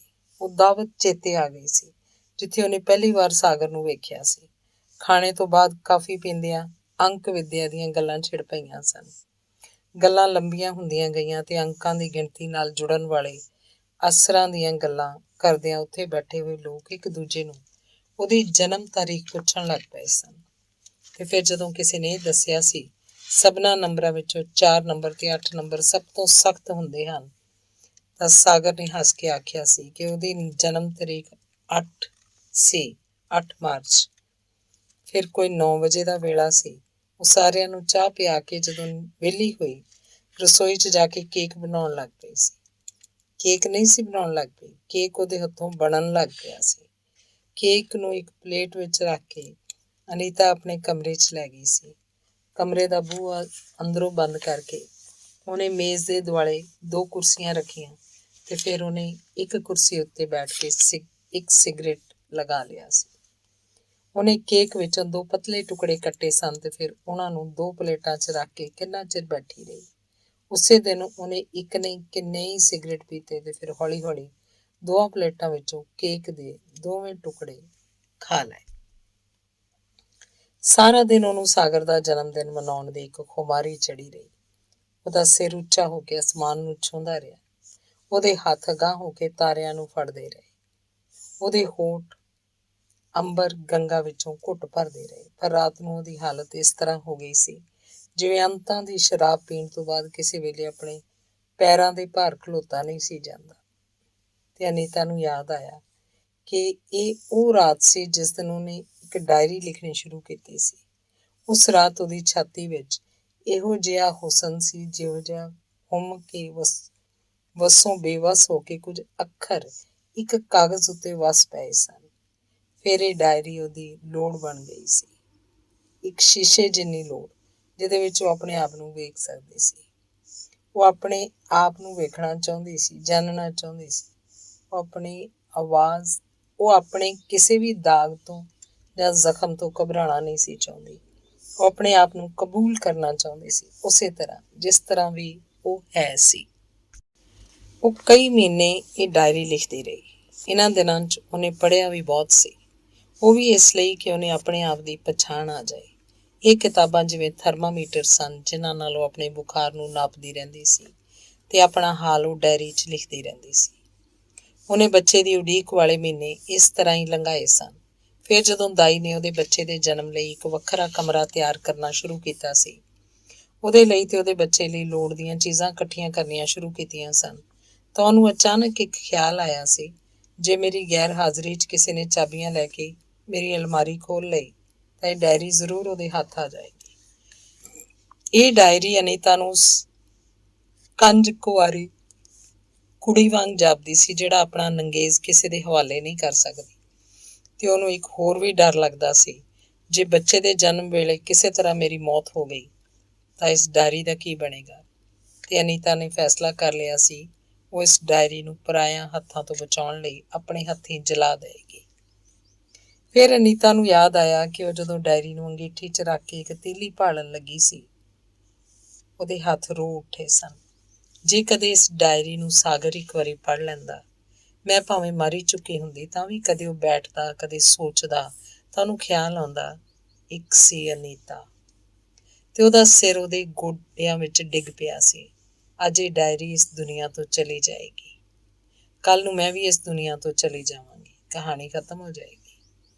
ਕਹਾਣੀ ਤਾਂ ਕੋਈ ਹੈ ਹੀ ਨਹੀਂ, ਸਿਰਫ ਇੱਕ ਗੱਲ ਹੈ ਜਿਹੜੀ ਕਹਾਣੀ ਨਾ ਬਣ ਸਕੀ, ਸਿਰਫ ਇਹ ਗੱਲ ਕਿ ਇੱਕ ਸੀ ਅਨੀਤਾ, ਤੇ ਇਹ ਗੱਲ ਵੀ ਕਦੇ ਸਾਗਰ ਤੱਕ ਨਹੀਂ ਪਹੁੰਚ ਸਕਦੀ। ਉਹਨੇ ਹੜਬੜਾ ਕੇ ਅੰਗੀਠੀ 'ਚ ਪਈ ਹੋਈ ਡਾਇਰੀ ਨੂੰ ਚੁੱਕ ਲਿਆ, ਉਸੇ ਤਰ੍ਹਾਂ ਹੀ ਜਿਸ ਤਰ੍ਹਾਂ ਕੋਈ ਮਰਨ ਵਾਲੇ ਮੂੰਹ ਨੂੰ ਇੱਕ ਵਾਰੀ ਫੇਰ ਵੇਖ ਲੈਣਾ ਚਾਹੁੰਦਾ ਹੈ, ਤੇ ਉਸ ਡਾਇਰੀ ਨੂੰ ਚੁੱਕ ਕੇ ਇੱਕ ਵਾਰੀ ਫੇਰ ਆਪਣੇ ਕਮਰੇ 'ਚ ਲੈ ਆਈ ਸੀ। ਉਹਨੇ ਕਮਰੇ ਦੇ ਬੂਹੇ ਬੰਦ ਕਰਕੇ ਉਸ ਡਾਇਰੀ ਨੂੰ ਪੜ੍ਹਨਾ ਸ਼ੁਰੂ ਕਰ ਦਿੱਤਾ ਸੀ, ਇਸ ਤਰ੍ਹਾਂ ਹੀ ਜਿਸ ਤਰ੍ਹਾਂ ਕੋਈ ਮਰਨ ਵਾਲੇ ਨਾਲ ਆਖਰੀ ਗੱਲਾਂ ਕਰ ਲੈਣਾ ਚਾਹੁੰਦਾ ਹੈ। ਕਮਰੇ 'ਚ ਬੈਠ ਕੇ ਉਹ ਡਾਇਰੀ ਵੀ ਪੜ੍ਹਦੀ ਗਈ ਸੀ ਤੇ ਸਿਗਰਟ ਵੀ ਪੀਂਦੀ ਰਹੀ। ਸਿਗਰਟ ਪੀਣ ਲੱਗਿਆ ਜਿਸ ਤਰ੍ਹਾਂ ਉਹਨੂੰ ਹਮੇਸ਼ਾ ਜਾਪਦਾ ਸੀ ਕਿ ਸਾਗਰ ਉਹਦੇ ਕੋਲ ਖਲੋਤਾ ਹੋਇਆ ਸੀ। ਉਸ ਦਿਨ ਵੀ ਉਸੇ ਤਰ੍ਹਾਂ ਜਾਪ ਰਿਹਾ ਸੀ। ਤੇ ਜੋ ਆਪਣੀ ਡਾਇਰੀ ਨੂੰ ਆਪ ਇੰਨਾ ਨਹੀਂ ਸੀ ਪੜ੍ਹਦੀ ਪਈ ਜਿੰਨਾ ਸਾਗਰ ਨੂੰ ਪੜ੍ਹਾਉਂਦੀ ਪਈ ਸੀ। ਡਾਇਰੀ 'ਚ ਲਿਖਿਆ ਹੋਇਆ ਸੀ, ਚਿਰ ਹੋਇਆ ਮੈਂ ਇੱਕ ਗੀਤ ਪੜ੍ਹਿਆ ਸੀ, ਸ਼ਾਇਦ ਵੈਂਡਰ ਵਿਲਕੀ ਦਾ ਸੀ। ਕੀ ਤੈਨੂੰ ਇੱਕ ਗੱਲ ਦਾ ਪਤਾ ਹੈ ਮੇਰੇ ਦੋਸਤ, ਮੇਰੇ ਲਹੂ ਦੀ ਗੱਲ ਦਾ, ਕਿ ਮੇਰੇ ਅੰਦਰ ਲਹੂ ਦੀ ਛੈਬਰ ਲੱਗੀ ਹੋਈ ਹੈ ਤੇ ਮੇਰੇ ਅੰਦਰ ਹਰਕਤ ਹੀ ਹਰਕਤ ਹੈ, ਪਰ ਮੇਰੇ ਬਾਹਰ ਸਭ ਕੁਝ ਸੁੱਕਾ ਹੈ ਤੇ ਸਭ ਕੁਝ ਖਲੋਤਾ ਹੋਇਆ ਹੈ। ਮੈਨੂੰ ਆਪਣੀ ਜ਼ਿੰਦਗੀ ਹਮੇਸ਼ਾ ਹੀ ਇਸ ਗੀਤ ਵਰਗੀ ਜਾਪਦੀ ਰਹੀ ਹੈ ਤੇ ਅੱਗੇ ਵੀ ਸ਼ਾਇਦ ਇਸੇ ਤਰ੍ਹਾਂ ਹੀ ਜਾਪਦੀ ਰਹੇਗੀ। ਪਰ ਅੱਜ ਦਾ ਦਿਨ ਮੇਰੀ ਜ਼ਿੰਦਗੀ ਦਾ ਇੱਕ ਅਲੋਕਾਰ ਦਿਨ ਸੀ। ਅੱਜ ਮੇਰਾ ਅੰਦਰ ਬਾਹਰ ਭਿੱਜਾ ਹੋਇਆ ਸੀ। ਅੱਜ ਮੇਰੇ ਅੰਦਰਲੀ ਹਰਕਤ ਮੇਰੇ ਬਾਹਰਲੇ ਅੰਗਾਂ 'ਚ ਆ ਗਈ। ਅੱਜ ਮੈਂ ਆਪਣੇ ਹੱਥਾਂ ਨਾਲ ਤੇਰੇ ਜਨਮ ਦਿਨ ਦਾ ਕੇਕ ਬਣਾਇਆ। ਅੱਜ ਮੈਂ ਆਪਣੇ ਪੈਰਾਂ ਨਾਲ ਇਸ ਧਰਤੀ ਉੱਤੇ ਉੱਡ ਕੇ ਤੁਰਦੀ ਰਹੀ ਤੇ ਇੱਕ ਦਿਨ ਲਈ ਇਹ ਗੀਤ ਕਿਤੇ ਵਾਂਢੇ ਤੁਰ ਗਿਆ। ਪਰ ਹੁਣ ਜਦੋਂ ਦਿਨ ਢਲ ਗਿਆ, ਇਹ ਗੀਤ ਵਾਂਢਿਓ ਮੁੜ ਆਇਆ। ਮੇਰੇ ਬਾਹਰ ਫਿਰ ਸਭ ਕੁਝ ਸੁੱਕ ਗਿਆ, ਮੇਰੇ ਬਾਹਰ ਫਿਰ ਸਭ ਕੁਝ ਖਲੋ ਗਿਆ ਤੇ ਕਲਤਾ ਇੱਕ ਕੀੜੇ ਵਾਂਗ ਮੇਰੀ ਮੰਜੀ ਹੇਠ ਸੁਰਕਣ ਲੱਗ ਪਈ। ਫਿਰ ਇਹ ਕਲਤਾ ਮੇਰੀ ਮੰਜੀ ਤੇ ਪਾਵੇ ਨੂੰ ਫੜ ਕੇ ਮੇਰੇ ਪਿੰਡੇ ਤੇ ਚੜ੍ਹ ਗਈ, ਮੇਰੇ ਅੰਗ ਅੰਗ ਉੱਤੇ ਰੀਂਗਦੀ ਰਹੀ। ਮੇਰੇ 'ਚ ਇੰਨੀ ਵੀ ਤਾਕਤ ਨਹੀਂ ਸੀ ਕਿ ਮੈਂ ਮੰਜੀ ਉੱਤੋਂ ਉੱਠਾਂ ਤੇ ਹੁਣ ਵੀ ਤੈਨੂੰ ਇਹ ਦੱਸਣ ਲਈ ਉੱਠੀ ਹਾਂ ਕਿ ਭਾਵੇਂ ਮੇਰੇ ਬਾਹਰ ਸਭ ਕੁਝ ਸੁੱਕਾ ਹੈ, ਸਭ ਕੁਝ ਖਲੋਤਾ ਹੋਇਆ, ਪਰ ਮੇਰੇ ਅੰਦਰ ਲਹੂ ਦੀ ਛੈਬਰ ਲੱਗੀ ਹੋਈ ਹੈ, ਮੇਰੇ ਅੰਦਰ ਹਰਕਤ ਹੀ ਹਰਕਤ ਹੈ। ਤੇ ਇਹ ਮੈਂ ਤੈਨੂੰ ਇਸ ਲਈ ਦੱਸ ਰਹੀ ਹਾਂ ਕਿ ਤੂੰ ਮੈਨੂੰ ਜਦੋਂ ਵੀ ਵੇਖੀ ਪਛਾਣ ਲਵੇਂ। ਅੱਜ ਮੈਂ ਅਲਬਰਟ ਕਾਮੂ ਦਾ ਇੱਕ ਨਾਵਲ ਪੜ੍ਹ ਰਹੀ ਸਾਂ, ਜਿਹਦੇ ਵਿੱਚ ਉਹ ਅਲਜੀਰੀਅਨ ਕੰਢੇ ਉੱਤੇ ਇੱਕ ਉਸ ਫਰਾਂਸੀਸੀ ਬੰਦਰਗਾਹ ਦਾ ਜ਼ਿਕਰ ਕਰਦਾ ਹੈ, ਜਿੱਥੇ ਕਦੇ ਪੰਛੀਆਂ ਦੇ ਪਰਾਂ ਦੀ ਸਰਸਰਾਹਟ ਹੁੰਦੀ ਰਹੀ, ਜਿੱਥੇ ਕਦੇ ਰੁੱਖਾਂ ਦੇ ਪੱਤਿਆਂ ਦਾ ਖੜਾਕ ਨਹੀਂ ਹੁੰਦਾ ਤੇ ਗੁਆਂਢਾਂ ਤੋਂ ਵਿਕਣ ਆਏ ਫੁੱਲਾਂ ਤੋਂ ਪਤਾ ਲੱਗਦਾ ਹੈ, ਤੇ ਗਵਾਂਢੀ ਥਾਵਾਂ ਤੇ ਵਿਕਣ ਆਏ ਫੁੱਲਾਂ ਤੋਂ ਪਤਾ ਲੱਗਦਾ ਹੈ ਕਿ ਅੱਜ ਕੱਲ੍ਹ ਦੁਨੀਆ 'ਚ ਬਹਾਰ ਦੀ ਰੁੱਤ ਹੈ। ਫਿਰ ਉਸ ਸ਼ਹਿਰ ਵਿੱਚ ਮਹਾਮਾਰੀ ਫੈਲ ਜਾਂਦੀ ਹੈ। ਕੁਝ ਲੋਕ ਸ਼ਹਿਰ ਤੋਂ ਬਾਹਰ ਗਏ ਹੁੰਦੇ ਹਨ, ਕੁਝ ਲੋਕ ਸ਼ਹਿਰ ਦੇ ਅੰਦਰ ਹੁੰਦੇ ਹਨ ਕਿ ਸਰਕਾਰੀ ਹੁਕਮ ਨਾਲ ਉਸ ਸ਼ਹਿਰ ਦਾ ਦਰਵਾਜ਼ਾ ਬੰਦ ਕਰ ਦਿੱਤਾ ਜਾਂਦਾ ਹੈ। ਭਾਵੇਂ ਲੋਕਾਂ ਕੋਲੋਂ ਕਿਤੇ ਖਤ ਲਿਖਣ ਦੀ ਨਿੱਕੀ ਜਿਹੀ ਤਸੱਲੀ ਵੀ ਖੋਹ ਲਈ ਜਾਂਦੀ ਹੈ, ਭਾਵੇਂ ਲੋਕਾਂ ਨੂੰ ਇਹ ਜਾਣਨ 'ਚ ਕੁਝ ਚਿਰ ਲੱਗ ਜਾਂਦਾ ਹੈ ਕਿ ਇਕੱਲਤਾ ਕਿੰਨੀ ਕੁ ਭਿਆਨਕ ਹੈ, ਪਰ ਫਿਰ ਉਹ ਜਾਣ ਜਾਂਦੇ ਹਨ ਤੇ ਆਪਣਾ ਆਪ ਇਸ ਭਿਆਨਕਤਾ ਦੇ ਹਵਾਲੇ ਕਰ ਦਿੰਦੇ ਹਨ। ਬੜਿਆਂ ਬੇਮਾਨਿਆਂ ਕਦਮਾਂ ਨਾਲ ਉਹ ਤੁਰਦੇ ਹਨ ਤੇ ਰੋਜ਼ ਉਹਨਾਂ ਹੀ ਗਲੀਆਂ 'ਚ ਤੁਰ ਕੇ ਉੱਥੋਂ ਦੇ ਉੱਥੇ ਹੀ ਸਿਸਕਦੇ ਰਹਿੰਦੇ ਹਨ। ਕਦੇ ਕਦੇ ਉਹ ਕਲਪਨਾ ਨਾਲ ਖੇਡਦੇ ਹਨ ਤੇ ਆਪਣੀਆਂ ਪੌੜੀਆਂ ਵੱਲ ਕੰਨ ਲਾ ਕੇ ਬਹਿ ਜਾਂਦੇ ਹਨ ਕਿ ਹੁਣੇ ਇੱਥੇ ਕਿਸੇ ਦੇ ਪੈਰਾਂ ਦਾ ਖੜਾਕ ਖਾਏਗਾ। ਪਰ ਫਿਰ ਉਹ ਵੇਲਾ ਆ ਜਾਂਦਾ ਹੈ ਜਦੋਂ ਉਹਨਾਂ ਨੂੰ ਇਹ ਯਕੀਨ ਕਰਨਾ ਪੈ ਜਾਂਦਾ ਹੈ ਕਿ ਉਹਨਾਂ ਦੇ ਸ਼ਹਿਰ ਦੁਨੀਆ ਦੇ ਕਿਸੇ ਹਿੱਸੇ ਤੋਂ ਗੱਡੀ ਜਾਂ ਕੋਈ ਬੇੜੀ ਨਹੀਂ ਆਉਂਦੀ। ਲੋਕ ਬੀਤੀਆਂ ਹੋਈਆਂ ਘੜੀਆਂ ਨੂੰ ਭੋਰ ਕੇ ਖਾਂਦੇ ਹਨ, ਪਰ ਫਿਰ ਉਹ ਵੀ ਇੰਨੀਆਂ ਬਹੀਆਂ ਹੋ ਜਾਂਦੀਆਂ ਹਨ ਕਿ ਉਹ ਮੂੰਹ ਨਹੀਂ ਲਾ ਸਕਦੇ। ਜੇ ਕੋਈ ਰੱਤਾ ਭਵਿੱਖ ਦੀ ਗੱਲ ਕਰਦਾ ਤਾਂ ਫਿਰ ਉਹ ਬੜਾ ਛੇਤੀ ਸੋਚਣਾ ਛੱਡ ਦਿੰਦਾ ਹੈ, ਕਿਉਂਕਿ ਉਹਨੂੰ ਪਤਾ ਲੱਗ ਜਾਂਦਾ ਹੈ ਕਿ ਕਲਪਨਾ ਦੇ ਲਾਏ ਹੋਏ ਜ਼ਖਮਾਂ ਵਿੱਚੋਂ ਜਿਹੜੀ ਪੀੜ ਉੱਠਦੀ ਹੈ, ਉਹ ਪੀੜ ਕਿਸੇ ਕੋਲੋਂ ਸਹਾਰੀ ਨਹੀਂ ਜਾ ਸਕਦੀ। ਮੈਂ ਅਲਬਰਟ ਕਾਮੂ ਦੀ ਇਸ ਫਰਾਂਸੀਸੀ ਬੰਦਰਗਾਹ ਨੂੰ ਕਦੇ ਨਹੀਂ ਦੇਖਿਆ, ਪਰ ਮੈਂ ਕਹਿ ਸਕਦੀ ਹਾਂ ਕਿ ਮੈਂ ਜਦੋਂ ਦੀ ਜੰਮੀ ਹਾਂ ਇਸ ਬੰਦਰਗਾਹ 'ਚ ਰਹਿ ਰਹੀ ਹਾਂ, ਮੈਂ ਕਦੇ ਪੰਛੀਆਂ ਦੇ ਪਰਾਂ ਦੀ ਸਰਸਰਾਹਟ ਨਹੀਂ ਸੁਣੀ, ਮੈਂ ਕਦੇ ਰੁੱਖਾਂ ਦੇ ਪੱਤਿਆਂ ਦਾ ਖੜਾਕ ਨਹੀਂ ਸੁਣਿਆ, ਤੇ ਮੈਨੂੰ ਬਿਲਕੁਲ ਪਤਾ ਨਹੀਂ ਕਿ ਦੁਨੀਆ ਵਿੱਚ ਅੱਜ ਕੱਲ੍ਹ ਕਿਹੜੀ ਰੁੱਤ ਹੈ। ਮੈਨੂੰ ਬਿਲਕੁਲ ਨਹੀਂ ਪਤਾ ਕਿ ਦੁਨੀਆ 'ਚ ਅੱਜ ਕੱਲ੍ਹ ਕਿਹੜੀ ਰੁੱਤ ਹੈ। ਇਸ ਮੇਰੇ ਸ਼ਹਿਰ ਦਾ ਦਰਵਾਜ਼ਾ ਸਮਾਜ ਦੇ ਹੁਕਮ ਨਾਲ ਬੰਦ ਹੋ ਗਿਆ। ਇਸ ਮੇਰੇ ਸ਼ਹਿਰ ਵਿੱਚ ਸਮਾਜ ਦੇ ਬਣਾਏ ਹੋਏ ਅਸੂਲਾਂ ਦੀ ਮਹਾਮਾਰੀ ਫੈਲੀ ਹੋਈ ਹੈ। ਮਾਈਕਲ ਐਂਜਲੋ ਨੇ ਜਦੋਂ ਬੁੱਤ ਘਾੜਾ ਬਣਨ ਲਈ ਪੱਥਰਾਂ ਨੂੰ ਹੱਥ ਲਾਇਆ ਸੀ ਤਾਂ ਉਹਦੇ ਬਹੁਤੇ ਤਜਰਬੇ ਵਾਲੇ ਇੱਕ ਬੰਦੇ ਨੇ ਉਹਨੂੰ ਆਖਿਆ ਸੀ, ਹਰ ਪੱਥਰ ਦੀ ਇੱਕ ਸ਼ਖਸੀਅਤ ਹੁੰਦੀ ਹੈ। ਹਰ ਪੱਥਰ ਕੁਝ ਬਣਨਾ ਚਾਹੁੰਦਾ ਹੈ ਤੇ ਉਹ ਆਪਣਾ ਆਪ ਬੜੀ ਖੁਸ਼ੀ ਨਾਲ ਉਸ ਹੱਥ ਦੇ ਹਵਾਲੇ ਕਰ ਦਿੰਦਾ ਹੈ ਜਿਹਦੀਆਂ ਉਂਗਲਾਂ 'ਚ ਛੈਣੀ ਫੜੀ ਹੁੰਦੀ ਹੈ। ਉਹ ਮੇਰੇ ਬੁੱਤ ਘਾੜੇ, ਮੈਂ ਇੱਕ ਅਣਘੜਿਆ ਪੱਥਰ ਹੀ ਸਹੀ, ਪਰ ਤੂੰ ਆਪਣੀ ਜਾਚ ਨਾਲ ਮੇਰੇ 'ਚੋਂ ਕੋਈ ਉਹ ਬੁੱਤ ਕਿਉਂ ਨਹੀਂ ਘੜ ਲੈਂਦਾ ਜਿਹੜਾ ਤੈਨੂੰ ਪਸੰਦ ਹੋਵੇ। ਮੈਂ ਤੈਨੂੰ ਸੱਚ ਆਖਦੀ ਹਾਂ, ਮੈਂ ਤੇਰੇ ਹੱਥੋਂ ਘੜੇ ਜਾਣ ਲਈ ਤੇ ਤਰਾਸ਼ੇ ਜਾਣ ਲਈ ਬਿਲਕੁਲ ਵਿਆਕੁਲ ਹਾਂ। ਮੇਰੀ ਉਦਾਸੀ ਇੱਕ ਤੇਸਾ ਵੀ ਹੈ ਤੇ ਇੱਕ ਛੈਣੀ ਵੀ ਹੈ। ਜਾਪਦਾ ਹੈ ਮੇਰੀ ਕਿਸਮਤ ਆਪਣੇ ਹੱਥਾਂ 'ਚ ਇੱਕ ਉਦਾਸੀ ਨੂੰ ਪਕੜ ਕੇ ਦਿਨ ਰਾਤ ਮੇਰਾ ਬੁੱਤ ਘੜਦੀ ਰਹਿੰਦੀ ਹੈ। ਕਈ ਵਾਰ ਮੈਂ ਬੈਠੀ ਬੈਠੀ ਉੱਠ ਕੇ ਸ਼ੀਸ਼ੇ ਦੇ ਸਾਹਮਣੇ ਜਾ ਖਲੋਂਦੀ ਹਾਂ। ਸੱਚਮੁੱਚ ਮੇਰੇ ਨਕਸ਼ ਕਿੱਡੇ ਤਿੱਖੇ ਹੋ ਗਏ ਹਨ, ਕਿੱਡੇ ਤਰਾਸ਼ੇ ਹੋਏ, ਤੇ ਮੈਂ ਸੋਚਦੀ ਹਾਂ ਜਦੋਂ ਕਦੀ ਆਣ ਕੇ ਉਹ ਮੈਨੂੰ ਵੇਖੇਗਾ ਤਾਂ ਮੇਰੇ ਉੱਤੇ ਇੱਕ ਗੀਤ ਜ਼ਰੂਰ ਲਿਖੇਗਾ। ਇਸ ਵੇਲੇ ਜਦੋਂ ਮੈਂ ਸਤਰਾਂ ਲਿਖ ਰਹੀ ਹਾਂ ਤਾਂ ਸੋਚ ਰਹੀ ਹਾਂ ਕਿ ਕੀ ਇਹ ਸਭ ਕੁਝ ਨਾਰਸਿਸਮ ਨਹੀਂ। ਮੈਂ ਦੂਰ ਬਹਿ ਕੇ ਉਹਦੇ ਗੀਤਾਂ ਦੀ ਸੁੰਦਰੀ ਬਣਨਾ ਚਾਹੁੰਦੀ ਹਾਂ, ਉਹਦੇ ਨਗਮਿਆਂ ਦੀ ਪਰੀ। ਮੈਂ ਕਿਉਂ ਉਹਦੇ ਕੋਲ ਜਾ ਕੇ ਉਹਦੇ ਦੁੱਖਾਂ ਦੀ ਤੇ ਸੁੱਖਾਂ ਦੀ ਸਾਥੀ ਨਹੀਂ ਬਣ ਸਕਦੀ। ਮੈਂ ਇਸ ਆਪਣੇ ਨੂੰ ਇੱਕ ਬੁੱਤ ਵਾਂਗ ਇੱਕ ਚੱਕੀ ਉੱਤੇ ਸਜਾ ਕੇ ਰੱਖਣਾ ਚਾਹੁੰਦੀ ਹਾਂ। ਮੈਂ ਕਿਉਂ ਇੱਕ ਸਧਾਰਨ ਔਰਤ ਵਾਂਗ ਉਹਦੇ ਚੌਂਕੇ 'ਚ ਬੈਠ ਕੇ ਉਹਦੇ ਜੂਠੇ ਭਾਂਡਿਆਂ ਨਾਲ ਹੱਥ ਨਹੀਂ ਲਬੇੜ ਸਕਦੀ। ਤੇ ਅਨੀਤਾ ਨੂੰ ਯਾਦ ਆਇਆ ਕਿ ਅਜੇ ਉਹਨੇ ਆਪਣੀ ਡਾਇਰੀ ਦੇ ਮਸਾਂ ਕੁਝ ਹੀ ਸਫ਼ੇ ਪੜ੍ਹੇ ਸਨ ਜਦੋਂ ਉਹਦੇ ਅੰਦਰ ਇੱਕ ਪੀੜ ਉੱਠ ਪਈ ਸੀ। ਇਹ ਬੱਚੇ ਦੇ ਜਨਮ ਪੀੜ ਦੀ ਪਹਿਲੀ ਚੀਜ਼ ਸੀ। ਉਹਨੇ ਛੇਤੀ ਨਾਲ ਹੱਥ ਵਿੱਚ ਫੜਿਆ ਹੋਇਆ ਸਿਗਰਟ ਬੁਝਾ ਦਿੱਤਾ ਸੀ ਤੇ ਡਾਇਰੀ ਦੇ ਰਹਿੰਦੇ ਵਰਕੇ ਉਸੇ ਤਰ੍ਹਾਂ ਹੀ ਥੁੱਲ ਕੇ ਡਾਇਰੀ ਨੂੰ ਬਲਦੀ ਅੰਗੀਠੀ 'ਚ ਰੱਖ ਦਿੱਤਾ ਸੀ। ਡਾਇਰੀ ਦੀ ਜਿਲਦ ਉਹਨੇ ਉਖੇੜ ਕੇ ਵੱਖਰੀ ਕਰ ਲਈ ਸੀ ਤੇ ਉਹਦੀ ਜਲਣ 'ਚ ਬਹੁਤੀ ਦੇਰ ਨਾ ਲੱਗ ਗਈ। ਫਿਰ ਉਹ ਕੁਝ ਦੇਰ ਲੋਹੇ ਦੀ ਸਿਲਾਈ ਨਾਲ ਬਲਦੇ ਵਰਕਿਆਂ ਨੂੰ ਨਿਖੇੜ ਕੇ ਹਵਾ ਲਵਾਉਂਦੀ ਰਹੀ ਤੇ ਉਸ ਤਹਿ ਵਿੱਚੋਂ ਕੁਝ ਵਰਕੇ ਅੱਧ ਜਲੇ ਨਾ ਰਹਿ ਜਾਣ। ਅੰਗੀਠੀ 'ਚ ਇਕੱਠੀ ਹੋਈ ਰਾਖ ਨੂੰ ਵੀ ਉਹਨੇ ਗੁਸਲਖਾਨੇ 'ਚ ਪਲਟ ਕੇ ਹੌਲੀ ਹੌਲੀ ਪਾਣੀ ਨਾਲ ਰੋੜ ਦਿੱਤਾ ਸੀ ਕਿ ਰਾਖ ਦੇ ਨਿਸ਼ਾਨ ਕਿਸੇ ਦੇ ਮਨ 'ਚ ਕੋਈ ਸਵਾਲ ਨਾ ਲੈ ਆਉਣ।